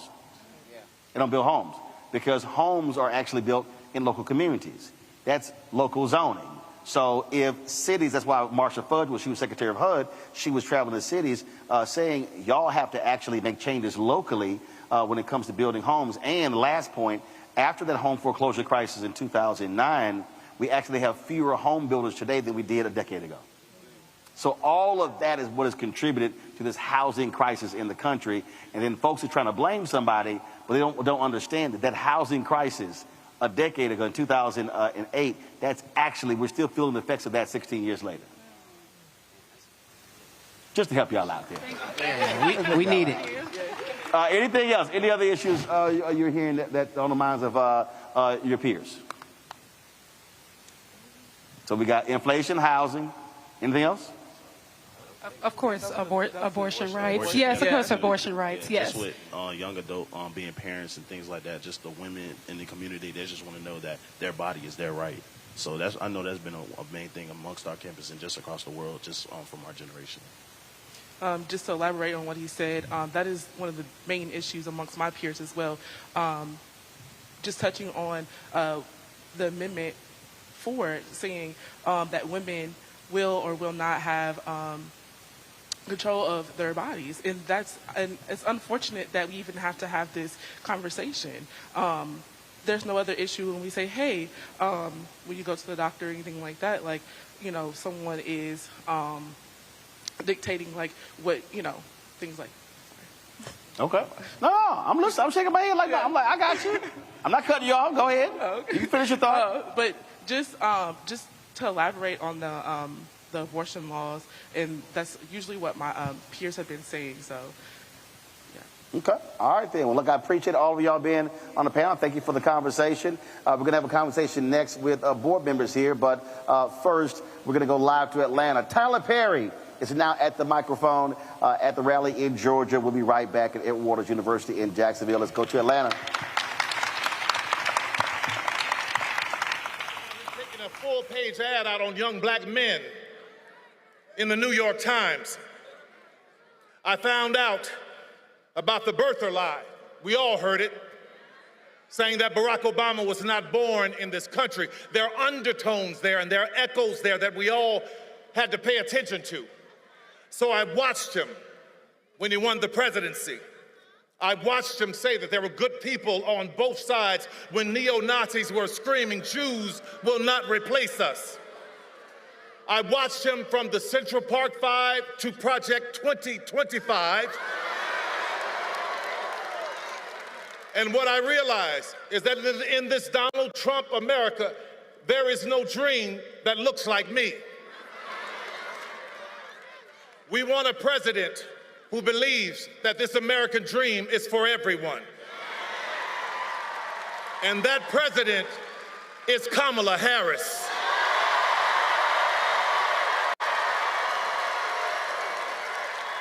We want a president that understands, like I did in Georgia. When I came here, I didn't have anything, but I had a dream. So I worked, and against all odds, I worked my way to where I am now. It was here in Georgia. See, in Georgia, you know what we do? We don't sit around and complaining. We go to work. It was here where I became a studio owner. My first studio was on Krog Street. Now that is Krog Street Market. And then I bought another studio, which was on Greenbrier, right near Greenbrier Mall on Continental Colony Parkway. And it was there that Barack Obama came in 2012 to do a fundraiser. And he was getting ready to leave, and he said, "Come ride with me. We're going to my house for a fundraiser." And I'm saying, "Wait, you want me to ride with you in the Beast?" So I get in the car, and traffic is stopped, and we're riding, and he's talking to me. And for those of you who are old enough to remember Charlie Brown, all I heard was wah, wah, wah, wah, wah, wah. I finally said, "I'm sorry, Mr. President, but I haven't heard a word you said, because I'm in awe of this country. What a great country that you could become president of the United States." And he turned to me quick as a flash and he said, "Yes, but what a great country that you could become Tyler Perry." From that moment, I went and I bought a bigger studio. I bought Fort McPherson Army Base. Right now, where we hire thousands of people are coming through that doors. And I don't care what was stacked up against me. I don't care. I didn't pay attention to that. What I paid attention to was, how do I help somebody? I broke through that door, laid it down on its side, and let it become a ramp so that somebody else can get higher too. You want to hear something about an American dream? Fort McPherson was once a Confederate Army base, where there were Confederate soldiers trying to plot and plan on how to keep 3.9 million Negroes enslaved. Now that land is owned by me.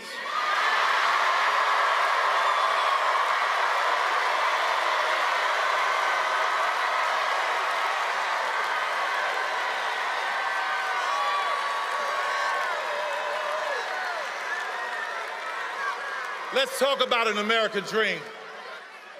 It's seniors working so hard and working hard and seniors working hard. And what I realized when I bought it, that seniors around, their taxes were going through the roof. So what I did was, I was like, no, you're not gonna come here and take these seniors' houses. I paid everybody's taxes up for years so that they can keep their houses. When an 85-year-old woman in Coweta County lost her house to a fire and wanted a place for all her grandkids, I rebuilt that house for her. Most recently, I saw in the AJC a story where there was a woman who hired this contractor and he gutted her house and left her there with nothing. She was living in a house with no plumbing and no walls for years. I rebuilt that house for her. Why am I telling you this? I'm not telling you this to be bragging. What I'm telling you about it is, what I want you to understand is I have compassion for our seniors. So when a candidate says that we have lowered the cost of insulin to $35 for seniors, that candidate has my vote. I put many kids through college, and recently there was a family, a woman who was murdered by her husband, and she had 3 kids that were of college age. I put all those kids through college. So when I hear a candidate say, we are going to do what we can to reduce student loan debt, that is a candidate that I can stand with. I stand with a candidate who has an American dream for everyone. She stands with us. And she has an American dream for our children. And let me tell you something about the children. I don't know if you remember, but her DNC speech was great, right? But there's a moment that you may have missed. When the cameras were rolling and she was walking around and the balloons are falling and confetti's falling, I'm watching her smile and wave. Her family comes out. But there are 2 little girls on the stage. And I see her constantly making sure they're okay, not getting too close to the edge. That's what you want. See, the little things will tell you about the heart of a person.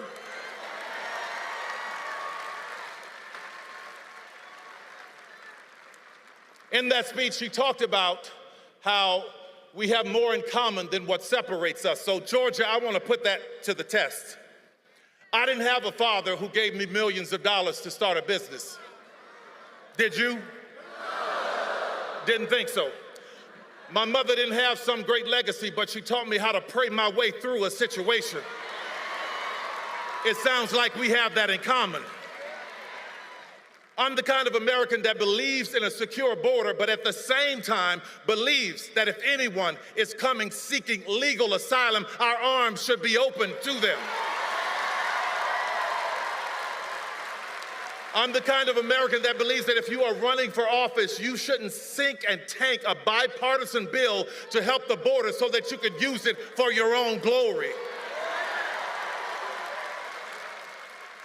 If you are like me, I worked my ass off to buy my first house and build my business and take care of my family. That is the American dream. I believe if you work that hard, and you put into Social Security, when you get to a certain age, that you put in should be there waiting for you because it's yours. I believe that we all should have affordable health care and it not be replaced with the concept of a plan. What the hell?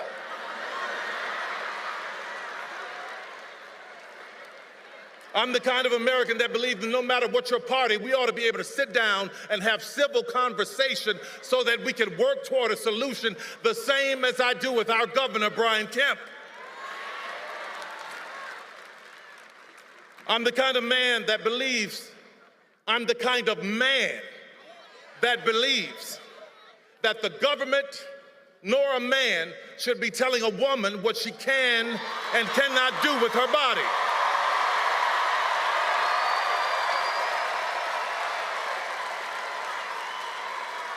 I'm the kind of American who believes that poll workers should do their civic duty without being harassed and threatened like Ruby Freeman and Shay Moss in Fulton County. And I am not the kind of American that glories in, enjoys, laughs at, or celebrates an 80-year-old man being hit with a hammer because his wife is in politics and you don't agree with her. And two things can be true at once. I am not the kind of man that glory in, celebrates, enjoy, or laughs at a 78-year-old former president almost meeting his death at an assassin's bullet in Butler's, Pennsylvania. It's not right. It's about decency, America, and I think you agree with me. But I am the kind of American that believes if you lose an election, that you honor the constitutional, peaceful transfer of power. And judging by your reaction, I believe Kamala is right. We have more in common than what separates us. As I'm closing here, I just want to talk about that quilt that I used to wrap up in my grandmother's car, that quilt that my grandmother gave me. That quilt was a tapestry of beautiful pieces, but I completely ignored it. I didn't think it was worth anything because she had made it from all of these stitches and gave it to me as a gift. And I was walking past this antique store years later, and I saw one in the window, and I go, wow, that's a beautiful quilt. It reminds me of my grandmother. So I walk in, I talk to the lady. She started explaining to me that each patch in that quilt was worth this and meant this because of the woman who made it. So when I think about America, I think about my grandmother's quilt. We are all shapes, sizes, and colors, but we are one.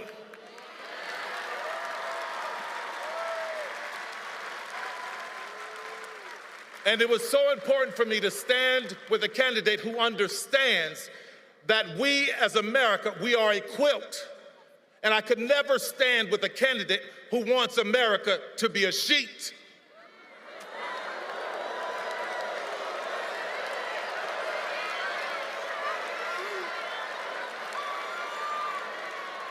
So today,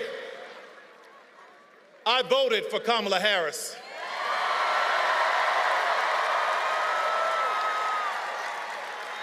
And Georgia, it was only about 11,400 votes that separated Trump and Biden. So every vote counts. So I stand here, full-throated, with my full chest, begging you, imploring you, let's get out and make Kamala Harris the 47th president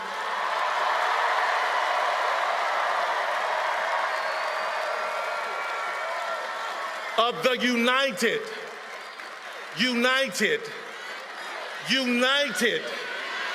States of America.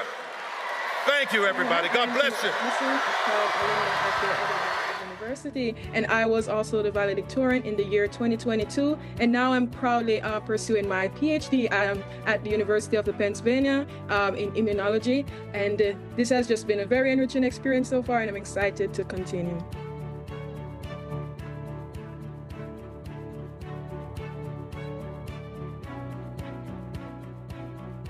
Well, to the first part of that question, Edward Waters University is the first historically Black university in the state of Florida, and I believe that speaks to the excellence and the history of this university. And it drew my interest knowing that it was a small community of Black professors that will just help me to alleviate to the next version of myself. And in addition to that, the experience there, the community and the different co-curricular activities that I was a part of, that shaped my drive in being a better version of myself, where I could work to the full potential of my academic capabilities by being mentored by different people, and also the holistic class environment that I had in the different courses that fueled my interest in wanting to do research going forward.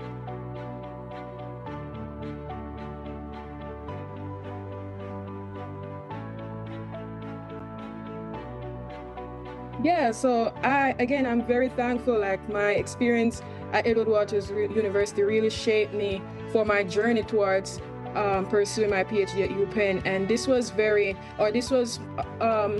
was motivated or was driven by different persons, such as my mentors, specifically Dr. Brian Seymour, who is an immunology professor there, and he was one of the main persons that introduced me to the environment and also shaped my interest in performing or wanting to learn more about immunotherapy. In addition to that, in my first year as a freshman, I was introduced to Foundation for Fortitude, which is an organization that look out for young Black women coming in from different international countries, and also some underprivileged persons who don't have the experience like others to pursue their dreams. And I was mentored by some of the greatest persons I've met in Florida, women who are just very motivational in their efforts to help you to just own your potential and to not be distracted by the noise that surrounds you. And those are two of the most important mentorship kind of platforms that I was a part of. Outside of that, I was also a part of the Trio Society, which really played a good role in my academic strengths that projected me on this path. In addition to that, just the overall, all the professors there at the Edward Waters University, even the president and his wife, everyone played a vital role in shaping my future so far. And I just want to thank them, because without EWC, I would not be where I am today. So I'm thankful for the opportunity. Folks, we're back at Edward Waters University in Jacksonville. While we are here, President Obama, he's speaking in Atlanta. And so he followed Tyler Perry, who just spoke there. So if you want to see that live stream, we have that stream going on our Black Start Network app, as well as on our YouTube channel as well. And then, of course, we'll be restreaming that entire rally after today's show, and then sharing all of these clips on all of our social media platforms. And so y'all can be sure to check that out. And so we're monitoring the feed as well. And, of course, after he gets done, not sure how long the former president is going to be speaking. Vice President Kamala Harris is going to follow him. And then we'll be carrying her remarks in full. All right, folks, let's talk about the importance of boards. We know that there are a lot of changes happening at HBCUs, and there are some HBCUs that are doing great jobs because they have very supportive boards. There are some other ones that got some serious problem with their boards. And we've discussed that on this show on numerous occasions. Joining us right now, Pamela Prier, Board of Trustee member here, Charles Spencer. We have Dr. Freddie Grooms McClendon, as well as we have Reverend Clarence Williams as well. Everybody, are y'all good? Y'all good? Y'all good? Y'all straight? Y'all feeling good? You awake? I just checked. I did. I call her first. See, you ain't awake. I see right there. See, I call her first. Y'all got to grab the microphone. I started this here, so start here. First of all, the responsibility of a board, because there's some folk who don't know what a board is supposed to do. So let's talk about that. How do y'all discuss it? Y'all pick the microphones up now. Oh, y'all got to talk. Yes. So let's talk about that, because in many ways, I've seen universities where boards do their job and the president runs the institution. Then I've seen other places where the board wants to run the institution. So how do y'all make it clear to everybody on the board what the role of the board is? Well, one, we know that we don't run the institution. The president is the president. Right. And our job is to support the president and to ensure the best is done for the university. And so we have a very cooperative relationship with the president, and that makes a big difference. And he is very open and sharing information and providing information that we request. So we are supporters, we're fiduciaries of the university. Also, as our wonderful Vice Chair, Jesse Rillier, said eloquently, that the only person that really works for the board is the president. Right. Everyone else is under his direction. Our institution is run by the president. The institution, in terms of fundraising and strategic plan, capital projects, becomes a matter for the board under the direction of the institution's president. And I think we have that clear. Many times people come to us with issues, with problems to a board member, as though we are the father of the president. And we're not. We can't entertain that sort of conversation. So we, as a board, understand our role as being administrative and not that board which runs the operation on a day-to-day basis. Now, I want to speak a little different from we got you. What they said. Yes, the president is hired by the board, firstly, to run the university on a day-to-day basis. But there are specific things and value, what I call it, that a board member should bring to the board, to the institution. Number one, you should seek out persons who can bring value to the board, knowing what their job is. See, if you don't have the criteria within you to assist and help in the school, it's just like here. We have several committees. Committees actually make up and do the work as it relates to the board and then report back to the board at large. I serve on the Finance Committee. Brother Clarence Williams is chairman of the Finance Committee. It has a big job and responsibility, because out the resources here, you have the finest president in the world, but you can't get anything done. Our president in of himself does a good job in going out bringing financial wherewithal in. He has recruited some board members to bring value. See, to me, if you're a board member just because build up your resume, that doesn't amount to a hill of beans to me. But if you're going to come in and work, and first off, we recruit board members, you come in, there's much work to do here. This is an HBCU, this school here. And we're here today to talk about this school, I think, as well as other HBCUs. Did a little research. Hold on, Pam, I ain't finished. There's 107 HBCUs. She's about to say, you almost finished. Go ahead. This is my good buddy here, so she can't stop me. She gonna cut you. She ain't gonna cut me. And you ain't gonna cut me. There's 107 HBUs in the continental United States. I think a lot of people don't even know that. So there's a different type of trustee, I think, that's needed.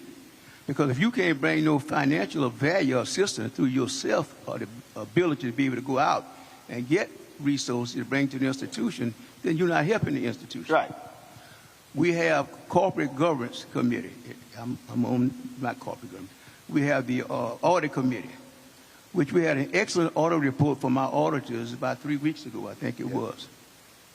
And he said this institution right now, where we are operating, is far and above the majority of the ones out there. Corporations, private, public schools like this or what have you. So that's great. Well, we applaud the president for that because he's a day-to-day person, as already been stated. But to me, a board member has to bring value to the table. See, the reason I asked that question, Pamela, because, again, this is the 60th HBCU I've been to. I've talked to numerous presidents and numerous board members and presidents who, matter of fact, it was one, I ain't got a problem saying it because I said it publicly, when Fisk got rid of Dr. Newkirk. I had posted a video, and then about 15 minutes later, they were hitting me up saying, hey, the board chair wants to talk to you. And I was like, okay, fine, you can talk to me. So he hit me up, and he said he's an alpha, and he's in the boule. And I was like, well, that don't matter. I said, if I think you screwing up, I'm going to call you out.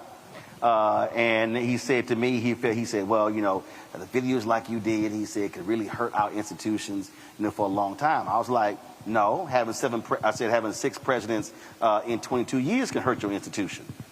I said, and I did. And I said, and one of those served 7 years.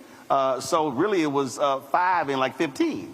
And I said, so obviously 2 things are happening here. Obviously, y'all are picking some horrible people, or your board ain't got a clue what the hell you doing. And he was like, we never had because he wanted to come on the show. Never came on the show. And I had to be that way because the problem is when you keep changing leadership and when you keep doing it, one, it sets the school back, you're paying out contracts, and a university is not able to grow. You show me an HBCU with stable presidential leadership, and I will show you an HBCU that has continuous growth. I agree. And I think one of the things we've seen with President Faison is that we've had an excellent board who has selected a wonderful, super fantastic president who we want to keep, and we do not want to change the leadership because of all the wonderful things that are going on. However, when you talked about the board and the responsibility of the board, not only in just hiring the president, but also the responsibility to the students and the university. So that is financial, bringing resources there. You've got to have active board members who want to go out and look for finances. We can't just build a school, build a dormitory that costs $50 million. We've got to have board members who are willing to go out and try and assist the president in getting and obtaining those resources. And also, so let me shorten that. Let me shorten that. Again, what you just said is you need board members who can also go bring in some money themselves. Exactly. Go raise some money. Because it's a bunch of dead weight on a bunch of boards. Like that was, I think it was Chicago Theological Seminary. They approached me about sitting on their board, and they were very upfront. I think it was $30,000. They were like, every board member got to bring in at least $30,000. And I was talking to the university president, board chair, literally 2 weeks ago, and she said, "Man, that's a good idea." She said, now if I hit them with 10, I said, don't go lower than 10. I said because you really have to force folk to understand what your role is. And it was because we had a really long conversation, and she was talking about because she served on numerous corporate boards. And one of the things that she did, she assessed all the board members to know where had they served before. And her deal is, if this was the only time you ever sat in a position of power, she said, that's likely is going to be a problem. And it was just a very interesting dialogue that we actually had. Go ahead. No, what I was going to say is just piggyback on what Sister Price said. Length of tenure is very important in an HBCU. The ability and the opportunity to have continuity between the staff, for him to build his executive team, and for the school and for the students and all of the staff members to feel comfortable that they're not going to see a new boss every 18 months. Right. So it incumbents us as a board then to make sure we have in place a compensation package and a benefit package that illustrates our desire to have our president here and to compensate him in a way where when these vultures start flying around, he is well alive and not on a vine dying, ready to be gobbled up by someone who has the money to pay him. But on the flip side is that, because I know one HBCU that actually fired the president because he was inside of his 90 days and they had not presented him whether they were going to do a new deal or not, and they got mad that he interviewed, and he was like, I have a family. Yeah, you know what I'm talking about. Come on, you know what I'm talking about. And it was nonsensical, because here's how I see it. If I'm a HBCU board member, I would hope some other schools are trying to come after my president. Right. Now, if I got a president, ain't nobody trying to recruit, I'm scared as hell. Yeah, well, we're fortunate. We have a president that we're proud of, and we're doing everything we can to keep him. And one of the things that the board has to do is to build friends, go out and find people who are willing to support the institution, and make ourselves available to go with him when he's pursuing some of these opportunities. Do y'all believe there should be tenure of board members? Tenure? Yes. Board members? Yes. I mean, I think that's the only way to bring in fresh blood, so to speak, right? So there's got to be some tenure that's associated with it. It's a way to get rid of what you call dead weight. A lot of times the boards are made up of people who are well-intended, wonderful people, but to take a person who does not have the kind of skill sets by day and ask them to employ that by night is a difficult task. See, I have a friend of mine gave me this here. So, you know, this was her very nice religious way of moving people on. She says, Lord, move them to their own divine good. Because it's not here. It's not. And so I love that, how she phrased that. I do want to ask y'all this here, because do you see this actually happening?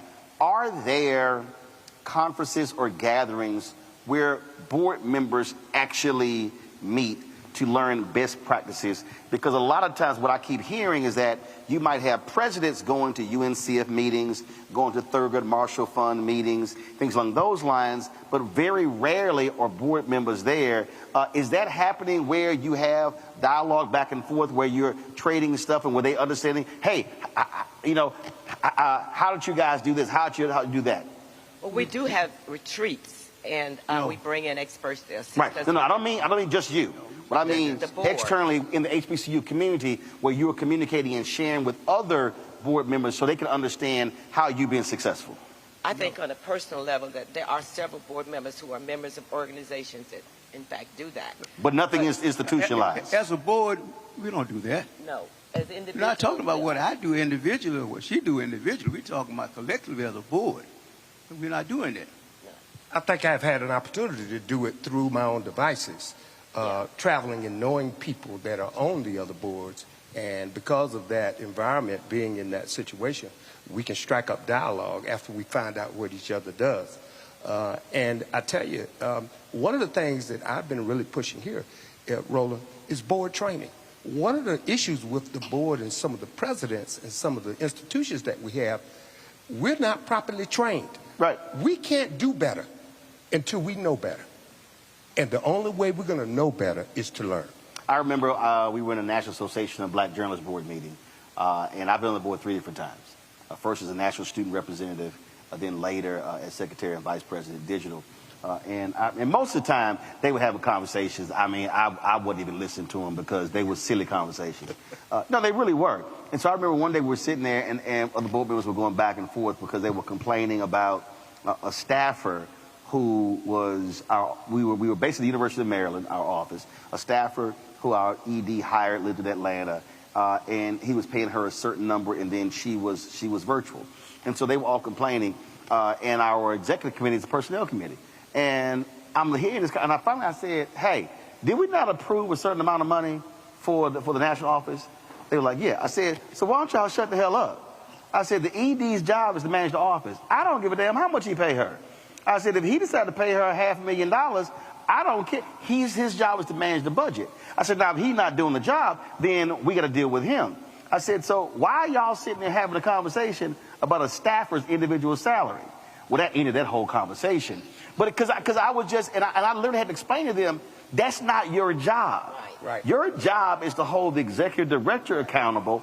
It doesn't matter how he chooses to spend the money. Right. If that becomes effective, great. Now, if there's a problem, then that's how we address it with him. So I didn't discuss well how some people came to work. I said, man, I don't care when they show up. No, that's not our responsibility. It was the most ridiculous conversation. It was just crazy. But what happened was when I sat there, I looked at most of those folks. They had never served in a professional capacity where they had P&L responsibility. Wow. They had never been a boss. They had only been staffers. Right. And that's the thing for me. You have to have people who, frankly, have been bosses who understand how businesses run, because a university is a business. Yeah. And I think added to that, you have to have people who are passionate and who want to be where they're at. They want to be in that position as a board member. So in having that passion, even though you may not go to a training, you take that extra interest to try and learn more about what that position is and what your roles and responsibilities are. I know personally we have not had any training as such with other boards as an EWU board, but there have been trainings on the website that the president has shared the link, and I personally have participated in. But again, I think people have to take that interest and put that upon themselves sometimes. So when y'all see something crazy happen somewhere else, like somebody giving Florida A&M $230 million, bad check. No. What I'm saying is, but when y'all see those things happen, or y'all sitting there going, do y'all see what just happened? Because again, you learn from that. Because I was talking to a board member of another HBCU, and we had the privilege of talking because this particular person was chair of finance, and I'm chair of finance here. And when I began to listen, I decided to stay quiet because I thought we were hurting until I heard some of the negative numbers and the difficulties that they have just generating payroll. Yep. I'm talking about basic requirements so that people can feed their families. When you have these sorts of strategic financial issues, Roland, how can they really grow and do ministry and educate the people that are in that institution that are relying on them, as these two young people were, to prepare them for the future? Just like a parent is cheating a child when that child is not prepared, nurtured, and educated by that parent for the world when that parent is gone. We are not doing our job if our students can't compete in a global market when they leave EWU. Which is why I believe that when you talk about, y'all go ahead clap, which is why when we talk about what a responsibility of a board is, a well-functioning board also instills confidence in alumni to give. It instills confidence in parents that things are being taken care of, because what you have is you have an entire institution that is functioning properly. As opposed to dysfunction. I ran into the new board chair of the Texas Southern University when I was at Congressional Black Caucus Foundation. And it was interesting. It was a white guy. We met. He said, well, I know you went to Jack Yates, was literally across the street. And I was like, oh, you the new chair? I said, well, I said, you got a hell of a job, because when I think back when I worked at the Houston Defender in 1990, they had fired their president. And it had been constant drop going back to 1990. And I literally said to him, I said, and they ran off Austin Lane, and I literally said to him, I said, I really do hope you now have board members who know what the hell their job is. I said, because, again, it was starts and stops, and it was constant setbacks, and it creates problems. And then when that happens, then folk are unwilling to invest. Corporations are unwilling to create partnerships because you don't know, as you said earlier, how long it's going to last. Will this person be here 18 months? Yeah. Will they be here 3 years? Or will all that work we put together be out the window because you brought somebody new in? Yeah. Well, I think one of the things that we were there you go. One of the things we were very careful about in selecting the president is to look at the experience that that person's had and look at the objectives that we had and that were in common with his or hers, and be careful in the selection. And we were fortunate. And President Faison has done all of the things that we expected and more. And we are advocates for the university.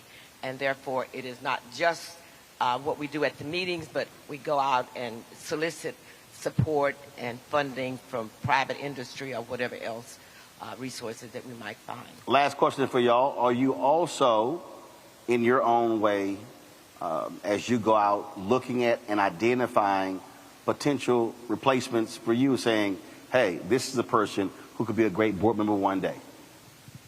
I am. Oh, I think so. And I think I'm probably one of the youngest on the board in terms of tenure. Okay. Like that, in terms of tenure. She was like, listen, I ain't got no gray hair on this panel. That's what she wanted to say. Go ahead. No. And I've got lots of it. No. For the tenure on the board, and I have been thinking about and looking at others who I believe have the passion, have the desire, the willingness, and the resources to be a part of the board. So, yes, I am doing that. Well, and I'm sure you may not know, the composition of the board in the African Methodist Episcopal Church is a little different process than conventional boards may follow. First of all, how many board members y'all have? That are 19, I want to think. 21, okay. So each conference in Florida, and Florida represented by 8 conferences, have the responsibility of providing so many board members for the institution. So to that degree, the seeking board members based on their abilities alone becomes kind of a non sequitur when you think about the process in which some of the board members are chosen. Now, we do have a number of at-large board members, board members that are from the community and other places. But so the makeup of the board does not, in some ways, gravitate toward that particular process. Okay. All right, then. Well, look, I appreciate the conversation we had here. Continue success with what y'all are doing, and keep it up. Thank you so much for coming to the first HBCU in the state of Florida. We're proud to have you. We appreciate it. Folks, we're going to come back for our last panel discussion. And right now, Vice President Kamala Harris is speaking in Georgia. And so let's go to that quickly, and then we'll come right back here in a couple of minutes. And all these years later, Barack Obama, I say to you, your friendship and your faith in me and in our campaign means the world. Thank you, Mr. President. Thank you, Mr. President. And we have some extraordinary leaders with us tonight, and I thank everybody who's here for taking time out of your busy lives to spend this evening together. I want to thank Georgia's congressional delegation, all the local and community leaders who are here with us. Let's please give it up for Samuel L. Jackson, Spike Lee, Tyler Perry, and the great American poet Bruce Springsteen.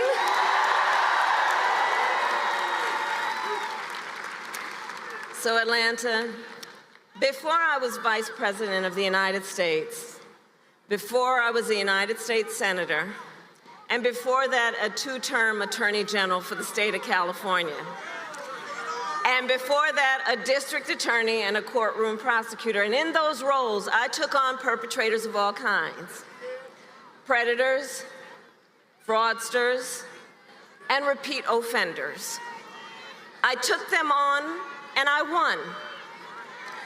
Well, Georgia, in 12 days, it's Donald Trump's turn. It's his turn. Just 12 days left in one of the most consequential elections of our lifetime. And I don't need to tell you, voting has already started. And everybody here knows it's going to be a tight race until the very end. So we have a lot of work ahead of us. But we like hard work. Hard work is good work. Hard work is joyful work. And make no mistake, we will win. We will win. We will win. Hey, what's up, y'all? I'm Devon Franklin. It is always a pleasure to be in the house. You are watching Roland Martin Unfiltered. Stay right here.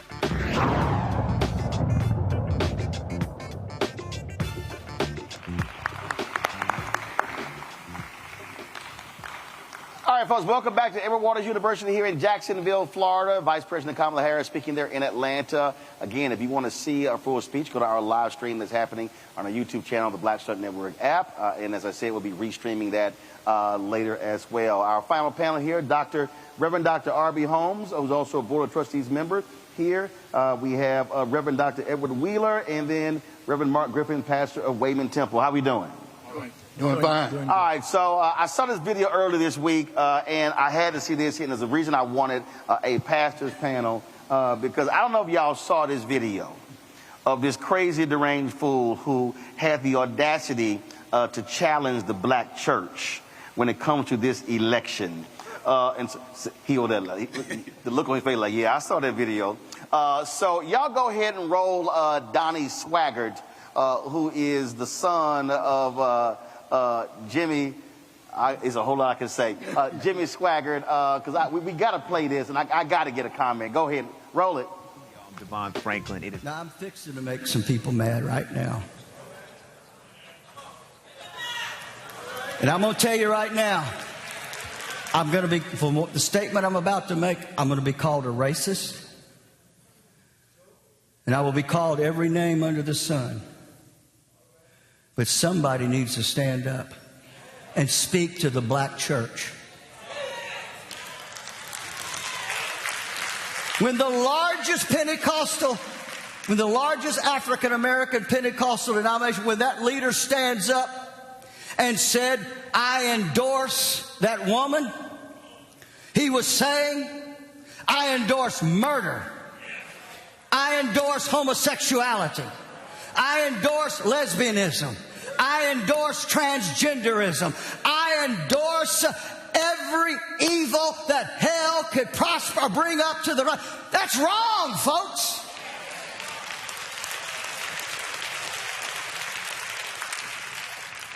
And the black church votes predominantly for the party that is anti-God.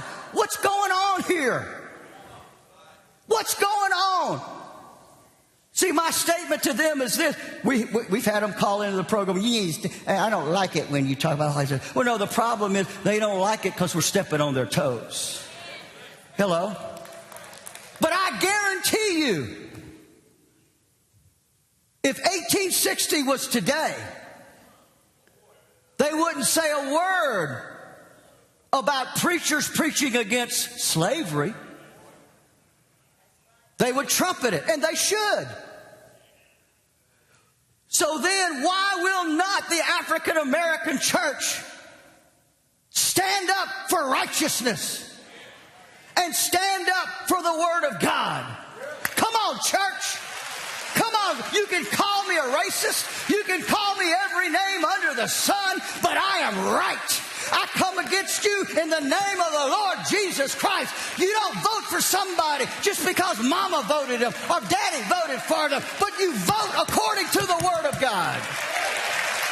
Come out from among them and be ye separate, says the Lord.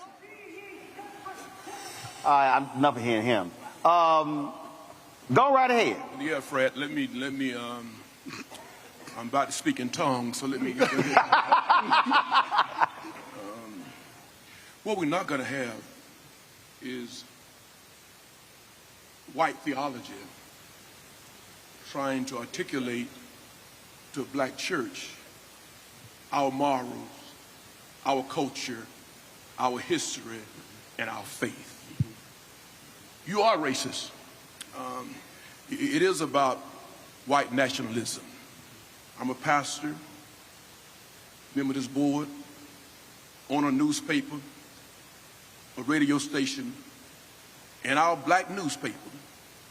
Over 1,000 black pastors in the state of Florida have endorsed Kamala Harris to be the next president of the United States of America.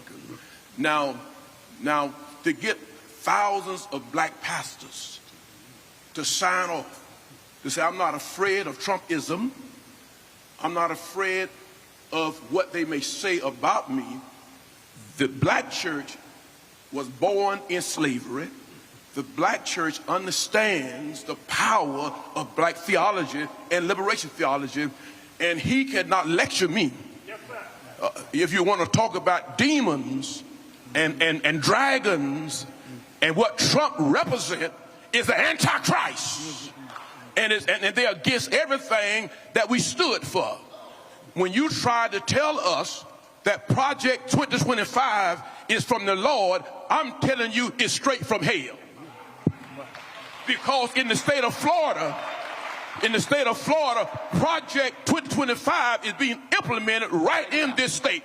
Anti-black, anti-books, anti-right, anti-Mickey Mouse. I didn't mean to do that, my friend. So let me just say this. No, go right ahead. Go ahead. It's called Roland Martin Unfiltered. The power of the black church.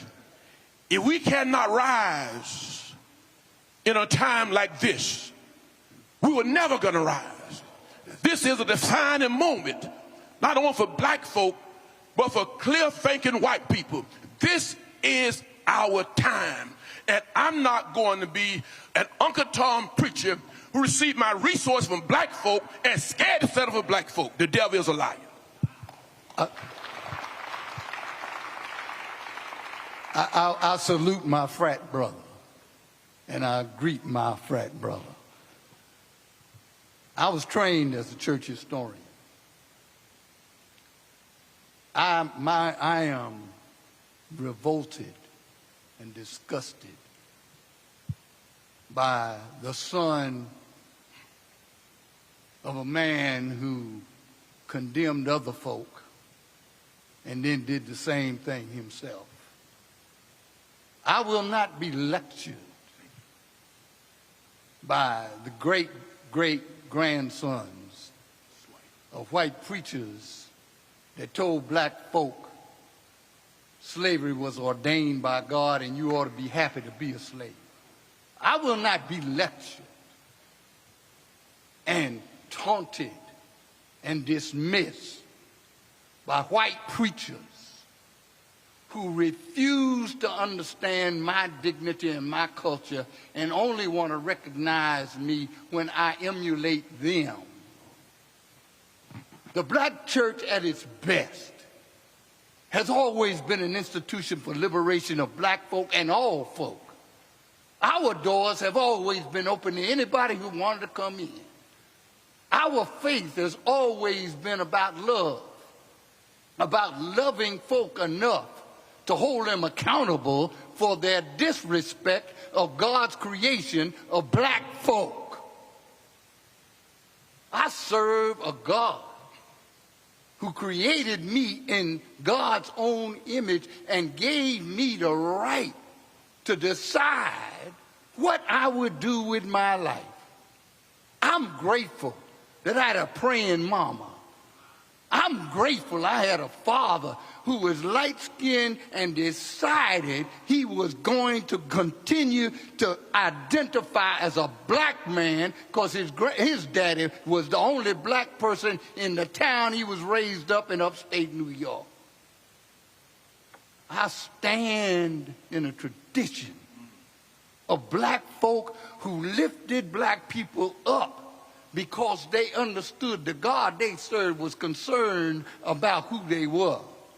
I serve a nappy-headed, bronze-skinned Jesus.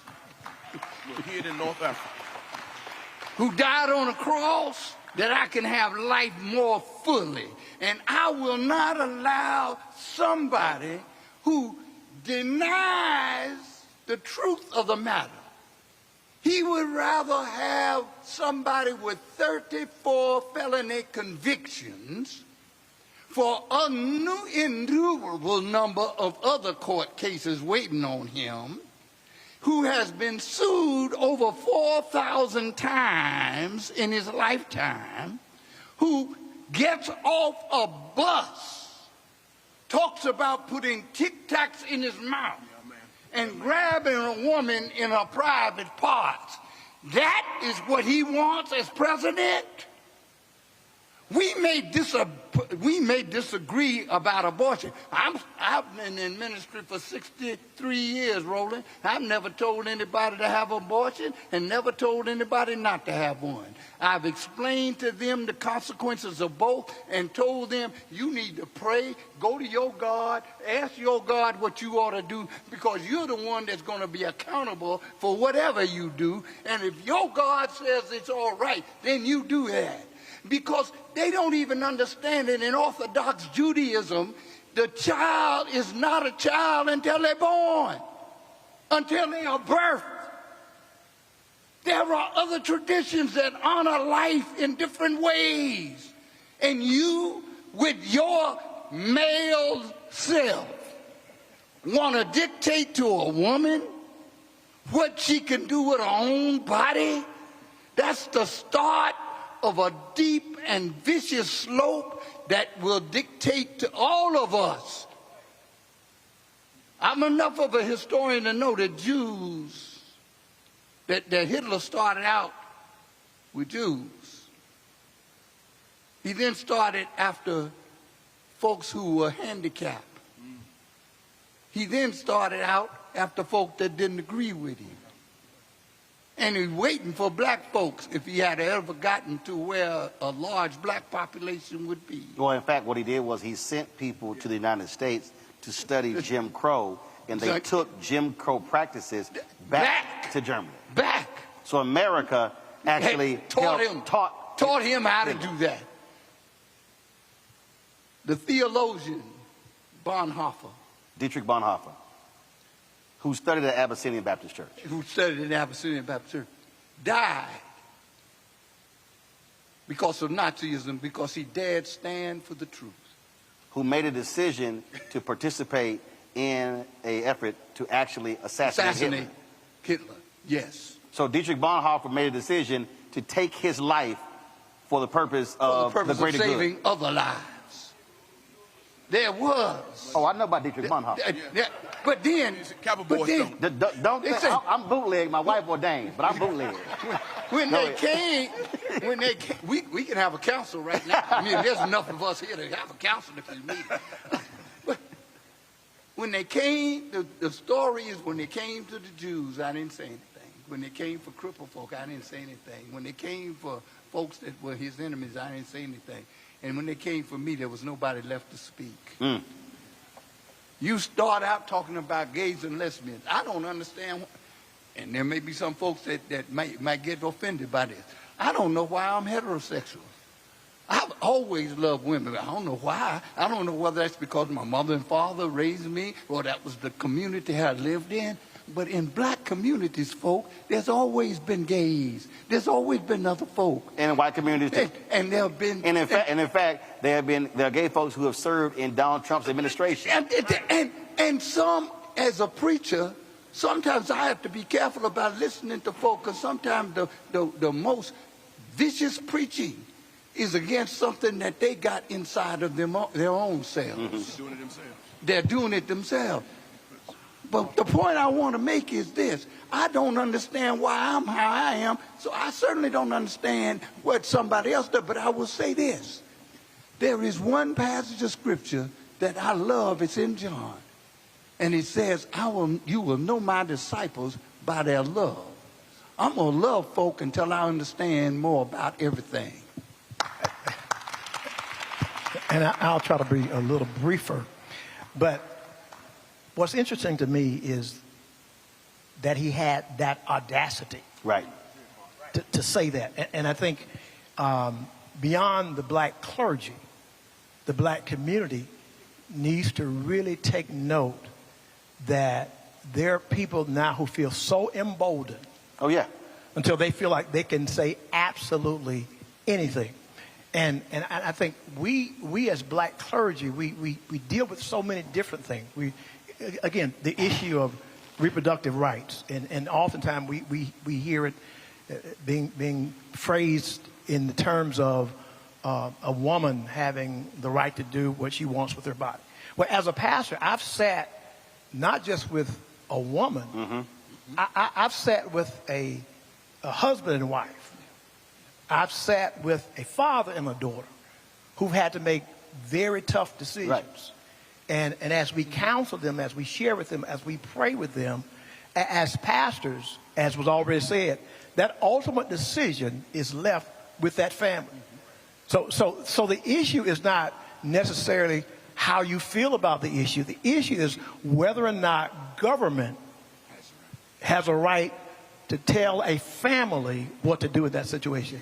If the church doesn't have that right, then why should the government?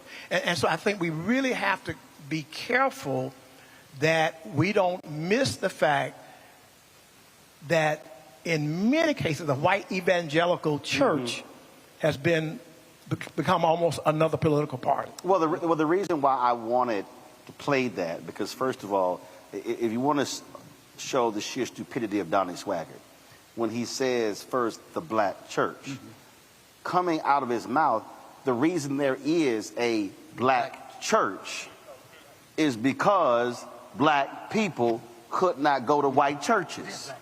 So he can't even understand the roots of Christianity in America by saying the reason there is a separate black church and white church is because of racism. It's because of their views. The second thing is, it's interesting when I listened to him, and again, when I first heard it, the reason I had to laugh at the sheer stupidity, because he is condemning by saying, well, the black church is supporting death. In 60 years of the presidency, there have only been 3 federal executions in 60 years. There were none under Obama, Biden. Trump gets in. There were 13 federal executions in 6 months. So when I listen to conservative white evangelicals also talk about the Catholic Church is adamantly opposed to abortion. But the Catholic Church is also adamantly opposed to the death penalty. Now, you notice you never hear the Donnie Swaggarts of the world talk about the death penalty, which I'm like, because again, and then when they talk about being pro-life, that was a clip when I went off on a Republican last year that has probably gotten about 20, 30 million views, when I had to explain to her the difference between anti-abortion and pro-life. So I would say to a Swaggart, I don't want to hear you calling the black church out about the issue of abortion when y'all oppose Medicaid expansion. When you oppose the Affordable Care Act, also called Obamacare. That's also life. You can't oppose Head Start. That's also life. I don't recall seeing Donnie Swaggart at any protest when an unarmed black man got shot by a cop. That's life. I literally don't recall them also fighting for the crisis in black maternal health in this country. And so when I listen to all of that nonsense, it's like you want us to buy into that, but the same individuals also are not speaking up for black institutions, because when you talk about who they first came for, these are the very same people who targeted affirmative action in colleges. They targeted the Fearless Fund in Atlanta. And yes, they also will be targeting HBCUs because they already are saying it, oh, we shouldn't have separate education. Without even realize that HBCUs were accepted, to your point about the black church, were accepting white folks when white institutions were not accepting black folks. And so Donnie Swaggart, and then, but the greatest piece for me is you are trying to call the black church out when you are supporting somebody who cheated on his first wife for the second with the third, slept with a porn star, paid her off, got sued, then you have been also found liable for sexual assault. You defamed her, you got to keep paying it, and who told 30,000 lies when he was in the White House, 50 lies in the first debate with Biden, 30 lies in the next debate with Vice President Kamala Harris, a man who lies about lies. And so you literally have the most corrupt, evil, lying, narcissistic insurrectionist, and then you want to call out the black church? And no one has checked him on any of that. No one has called Donald Trump on that side. Exactly. On right, that because side. they make excuses. Like, please, Donnie Swaggart, show me that sermon where you held Trump to task and said, Trump, you should stop insulting black women the way you did. You should also make John Kelly, when he condemned Congresswoman Frederica Wilson, when in fact he lied on her from the White House podium when it came to FBI agents here. I mean, we can go on and on, but you don't see. And then of course, what's that fool? Because his dad was a preacher, but I don't even. What's that Graham boy? Franklin Graham, who questioned the Christianity of Obama. Yeah. But this fool can't even hold a Bible right. Again, and then he said, let's pray for him. No. And second, 2 Chronicles, 2 Corinthians. Oh, I love the clip when he got asked about his favorite Bible verse. Oh, the Bible is just really personal to me. Yeah. And so then they said, well, for Old Testament, New Testament, oh, they're about the same. That boy, he don't even know what's first or second. But the primary thing that's wrong with many of the white churches and white evangelical conservatives, they have never recognized that America's first sin is slavery. And they never have recognized or admitted that white supremacy has undergirded everything that has happened in this country since it was founded. And they don't even understand that when you make the flag superior to the cross, you've already stepped away from Christianity. I also don't recall Donnie Swaggart, you hear Donnie Swaggart calling out the folk who were carrying Confederate flags with Trump flags in the Capitol. No. I think you got a guy who's running for president who get on the national platform and talk about honor Palmer private parts. And the so-called white church won't call them out. Won't say a word. Won't say a word. And you're going to call out the vice president and to say that she's incompetent. But I think it's on us. I think it's on black folk to wake up. I don't know where we get this Mark Robertson mentality in North Carolina, lieutenant governor, where Trump would say that he is, you going to insult my frat brother? He's better than Martin Luther King Jr., Mark Robinson. I mean, you can't make this stuff up. This is not in the 1900s. This is the 21st century, where folk are saying to us what they think about us. And I'm glad that you're visiting HBCUs. You asked about presidents and board of trustees and why it's so important that board of trustees let the president lead and guide, and we set policies. And if you have a person like A. Zachary Faison, who is the brightest, greatest president on planet Earth in these times. Now, and I would challenge. That's gonna cost you come raise time. I'm getting on right now. If we wanna keep these good presidents, right, you got to pay them. Don't tell me I congratulate you. Show me my compensation. And I just think that when I've had the honor of serving on 3, there are only 4 HBCUs in the state of Florida. I had the honor of serving on 3 of them, and I understand when you lead in black universities, you literally developing pearls and the great minds on planet Earth. We still need HBCUs. And so, Dr. Faison, I'm glad Roland came here because I want to let the world know that we have one of the best presidents at Edward Waters University, and your trustees trust you and believe in you. And let me just say this about, I know I'm going to get in trouble, about this governor. I know I'm getting in trouble, you know. And I told Ben Crump this, and he's a member of Bethel, where I pastor. When the Sanders said that black folk derive benefits from being in slavery, and he also said that our history lacks educational merit. Now, we could not just let them get by. So we said, as a black folk, let's do our own curriculum, teaching our own history. We cannot expect them to teach our history, but doggone it, the black church and HBCUs ought to teach our history. That's right. Because forget what Trump may do, the bottom line, what we gonna do. Right. How do we preserve our institutions? How do we make sure that black colleges are growing, not just surviving, but thriving? That's right. That's on us, Roland. That's right. That's on us. That's on us. And my last point is, I'm getting in trouble. Black men. Obama tried to tell you. Magic Johnson tried to tell you. Now let this country preacher tell you. Have you lost your mind? How can somebody like Trump be your hero? Have you lost your mind?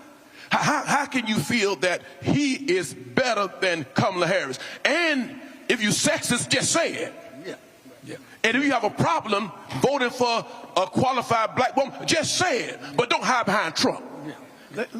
Yeah, one of the things that I real quick before we close, I want to say this. I was the president of a white institution for 15 years. I never stopped being black. I was judged by a different standard. And I stayed there longer than any other president. And when I walk out the door, I got an honorary degree. Thank you very much. What I'm saying about this president, this man has vision, he has energy, he has integrity, and he's operating in a way that I have compared him to Dr. Benjamin Elijah Mays and his wife to Mrs. Mays, Mrs. Sadie Mays. I'm a Morehouse graduate. And I don't compare anybody to Dr. Mays and Sadie Mays, but A. Zachary Faison and Tyson Faison, that's as close as I've ever seen. That is a model for everybody for leadership. And we better be real glad we've got him, and we better do everything we can to keep him, because everybody else wants the same thing. Final comment. Final comment, going back to that clip as it relates to the black church. I think it's interesting that he would even challenge the black church. It talks about the power that we have. If we had no power, he would not have addressed us. When it comes to COVID testing, when it came to all the issues that we have to deal with as a community, it always comes back to the black church. When it comes to employment, it comes back to the black church. And so I think our people have to understand that in times of crisis, it is the black church that people have always come to. And so we have to be careful that we don't let this soundbite, first of all, turn us off from voting. In my congregation, as a proud AME pastor, we've always had a third-party voter registration organization. So not only in our ministry, but when there are community events that are going on, we will take our organization, we will go out and make sure we're registering people to vote. And so I just want black people, particularly, to understand the importance of not allowing that type of clip to cause you to become so jaded about the process that you don't get out the vote. So maybe his goal was to get under our skins to the point over the next 12 days, perhaps, we won't vote. The last thing I'll say is this. As I was on my way to this room, I had the privilege of going right on campus at the Edward Waters University and voting. All right. And so All the other things that we do, they do matter. But what matters the most is that we go out and vote. And the choice is clear. He's talking about policies, but then you have a person that has violated perhaps every Christian principle known to man. And so if you are a Christian, there's only one way you can vote, and that's for the one who is a Christian. Kamala Well, Harris. look, I believe in also confronting folk. So I would love nothing better than to see, because he in Baton Rouge, I would love nothing better to see 50 to 100 pastors roll up in that church and sit on the front row and stare that fool down and then say, we gonna have a conversation when you done, since you got something to say. So since he want to call the black church, I say the black church need to go to him and say, oh, you had something to say? Well, we here. Let's go. And matter of fact, we ain't going to speak privately. I will be happy to live stream it. No, make it public since you want to run your mouth publicly. That's just where I come from, but that's just me. I'm a little different than like that. So let me thank y'all for being here as well. I appreciate it. Let me thank everybody who's been on all of our panels. We've had a fantastic show here. Lots of great conversation from so many folks. Please, folks, understand. And we've done this all around the country. I mean, we've been to numerous campuses. We broadcast from the University of Arkansas Pine Bluff. We've been at Texas Southern University. We've been at so many different places. And one of the reasons why I launched this show on this network, because this doesn't happen in terms of being able to tell our story in the way that we do. But the second thing that also has to happen is, and Pastor talked about it, we also have to understand why we must support black institutions. I have so many people who they talk about, man, well, we need this and we need that. I then follow up, well, then how are you supporting us in doing that? Just the other day when I was on the road, literally it was a couple of guys came up to me and handed me their contributions to our fan club because they said, hey, we support this show. And the reason that is so important is because if you look at what's happening out here, even when you look at the CNN debate the other night, when you look at these things that are happening, there are so many issues that are not being talked about. Now all these networks left and right are trying to talk to black men. And we've been having black men on this show since we launched 6 years ago. The issues with the Democratic Party and black men, I have been talking about since 2012. All the rest of these folk all of a sudden figured it out after Obama made his comments. And so what we have to understand is that our future literally is in peril when we don't support. Y'all heard me say this numerous times, that when you look at black-owned media, we do not have the same level of black-owned media today that we had 10, 20, 30 years ago. Ebony pretty much is not, they're still around, but it ain't even close to what it used to be. Jet's not there. Essence is not what it used to be. Black Enterprise is an event company. They barely really do cover business news. You look at the decrease in black radio. You look at BET, no longer black-owned, but they got a monthly magazine show, news show, not even daily or weekly. TV One has no news. We can go on and on and on. And so we've got to have places where we are centered. We're not part of the conversation. We are the conversation. So that's one of the reasons why we launched this show and this network, to be able to do this, because there's so many issues being talked about. And I can guarantee y'all, it's some HBCU board members out there who heard that previous conversation, and they know I was talking about them. And y'all know I ain't got a problem name-checking people who have issues, because their actions are also hurting our institutions. And so we got to be able to have these honest conversations. And so we appreciate being here on the campus. I appreciate First Lady hooking up with the swag. She came back. She's like, all right, and y'all know it'd take a hell of a whole lot to get me in some purple. So thank goodness y'all colors are purple and orange. Because if y'all were purple and gold, ain't nowhere in hell I'll be wearing this. I'm just letting y'all know. But she did come out with a black and gold sweater. It was a little warm to wear that. But I saw it. I was like, so I wouldn't mind if y'all change y'all colors to black and gold. I'm just saying there'll be no objections from this part of the show. And so we appreciate that. We appreciate the conversation.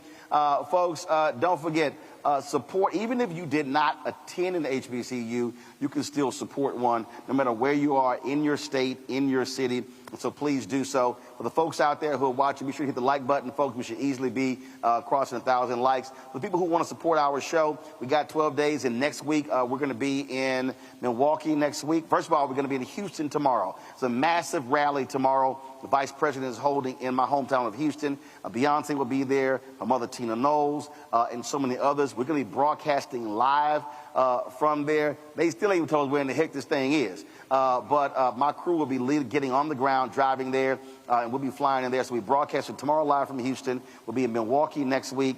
The Vice President is speaking from the Ellipsis on Tuesday. We'll be live from there on Tuesday. Milwaukee Thursday, Mobile, Alabama Friday. Then I'm going to be in Michigan next Saturday, Sunday, Monday, and then, of course, we have our election night coverage in our studio. Pull the graphic up again.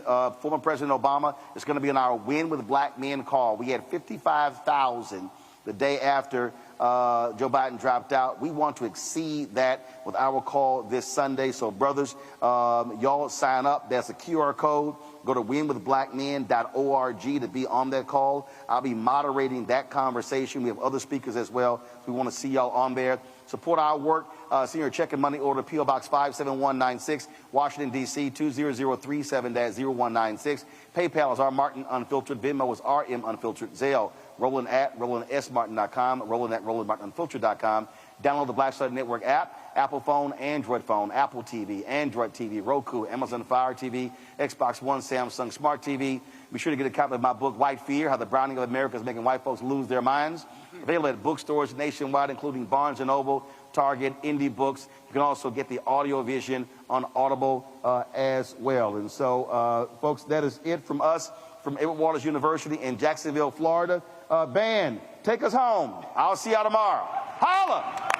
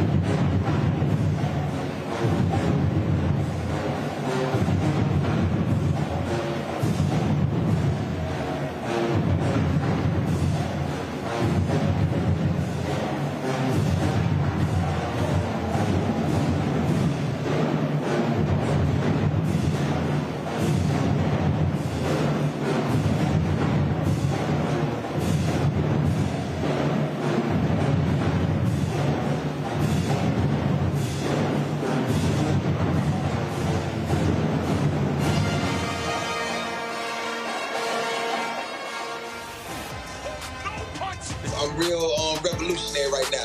Thank you for being the voice of Black America. All the momentum we have now, we have to keep this going. The video looks phenomenal. See, there's a difference between Black Star Network and Black-owned media and something like CNN. You can't be Black-owned media and be scared. It's time to be smart. Bring your eyeballs home. You dig?